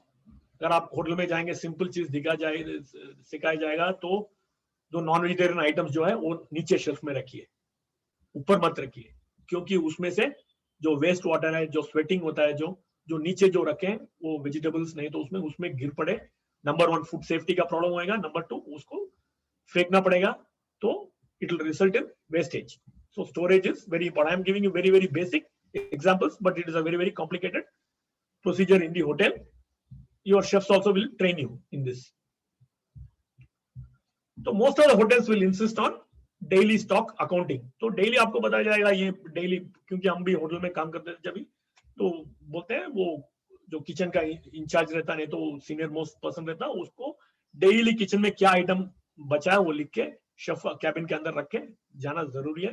तो आपको वो सीखना पड़ेगा। Do not over produce food, this I have told you earlier. So now I open to questions. Anybody's got any questions? They can address the questions. Raise the hand, then Saurabh will allow them to ask the questions. आप लोगों का कुछ सवाल है? आप लोग बारी बारी से हैंड रेज करके शेफ से पूछ सकते हैं. Yeah, somebody has raised the hand, so you can, Saurabh, you can moderate.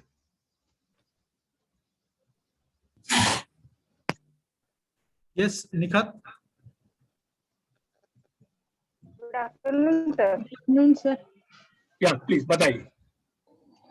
Sir, will you please again tell My me name is Khushbu Kumari. between gross cost and net cost? Okay, gross cost and net cost. So इसमें आपको confuse होने का जरूरी नहीं है, क्योंकि ये hotel में आप जाएंगे, ये दो वर्ड जो है regularly use, specially the senior people will use this. Gross cost जो होता है, जो पूरा आपने जो स्टोर से लिया, जो आइटम लिया, पूरा जो किचन के अंदर आया, उसको जो opening stock minus that closing stock, दो फॉर्मूला अप्लाई करके आप जो निकलेगा फॉर्मूला, वो ग्रॉस कॉस्ट होता है. आपने फ्यू आइटम्स आपने सेल के लिए यूज नहीं किया. अगर आप कस्टमर आते हैं, चिकन करी ऑर्डर करते हैं, उनको चिकन करी बना के आप देते हैं, वो सेल के लिए हो गया. लेकिन अगर आप स्टाफ का खाना बना किचन के अंदर, तो वो स्टाफ के लिए चला गया, वो जाएगा आपका ह्यूमन रिसोर्स डिपार्टमेंट, मतलब एचआर डिपार्टमेंट में जाएगा वो कॉस्ट. तो आपको वो बिजनेस के लिए यूज नहीं किया डायरेक्टली, आपने इनडायरेक्टली बिजनेस के लिए यूज किया, तो वो जो कॉस्ट है वो ग्रॉस कॉस्ट में माइनस किया जाएगा. तो नेट कॉस्ट. कभी कभी ये भी हो सकता है आपको स्टाफ नंबर बढ़ गया, स्टाफ का खाना ये हो गया, तो आप वहां ज्यादा भी खाना दे रहे होंगे, लेकिन आपका ग्रॉस कॉस्ट बढ़ गया, लेकिन नेट कॉस्ट वही रहा. तो आपके लिए वो इतना चिंतित नहीं है, वो एचआर के लिए चिंतित है. तो that is the difference. So it is very important. Chef should mainly concentrate in net cost, but they also should keep an I on the gross cost and help the other departments. ये other department का cost जो kitchen के cell cost में आ गया, that is the difference. I hope I'm able to make some sense. Thank you, sir. Thank you. Khushbu, your question. Good afternoon, sir. Bataiye. My name is Khushbu Kumari Singh. Yeah. Sir, my question is, what is the average temperature? What is the average percentage of food cost? Okay, there is no formula. Okay, तो and it is a greedy subject. जो अगर आप ये साल आपने normally five-star hotels में होता है 23, 24, 25% होता है, तो आपको ये साल 25% अचीव कर लिया, नेक्स्ट ईयर आपको बोला जाएगा कैन यू डू इट 24.5. तो there is no standard formula. But एक चीज समझ लीजिए, आजकल थोड़ा कॉन्सेप्ट चेंज हो गया. फूड कॉस्ट परसेंटेज जो है आप रीजनेबली रखिए, रीजनेबल रखिए, प्रॉफिट भी आप रीजनेबल बनाइए. आपको ये नहीं है आप 10%, 12%, 13% कॉस्ट रखेंगे, फिर आपको ये भी हो सकता है कस्टमर ना आए आपके पास, क्योंकि कस्टमर बोलेगा यार यहाँ तो बहुत वैल्यू फॉर मनी नहीं है. लग्जरी प्रॉपर्टी में जाते हैं, एक डिश सेल होता है 1000 रुपए, 1200 रुपीज होता है, लेकिन they are not paying only for food, they are paying for the ambience. There are so many other services included. So there is no formula, but normally hotels जो करते हैं, some hotels even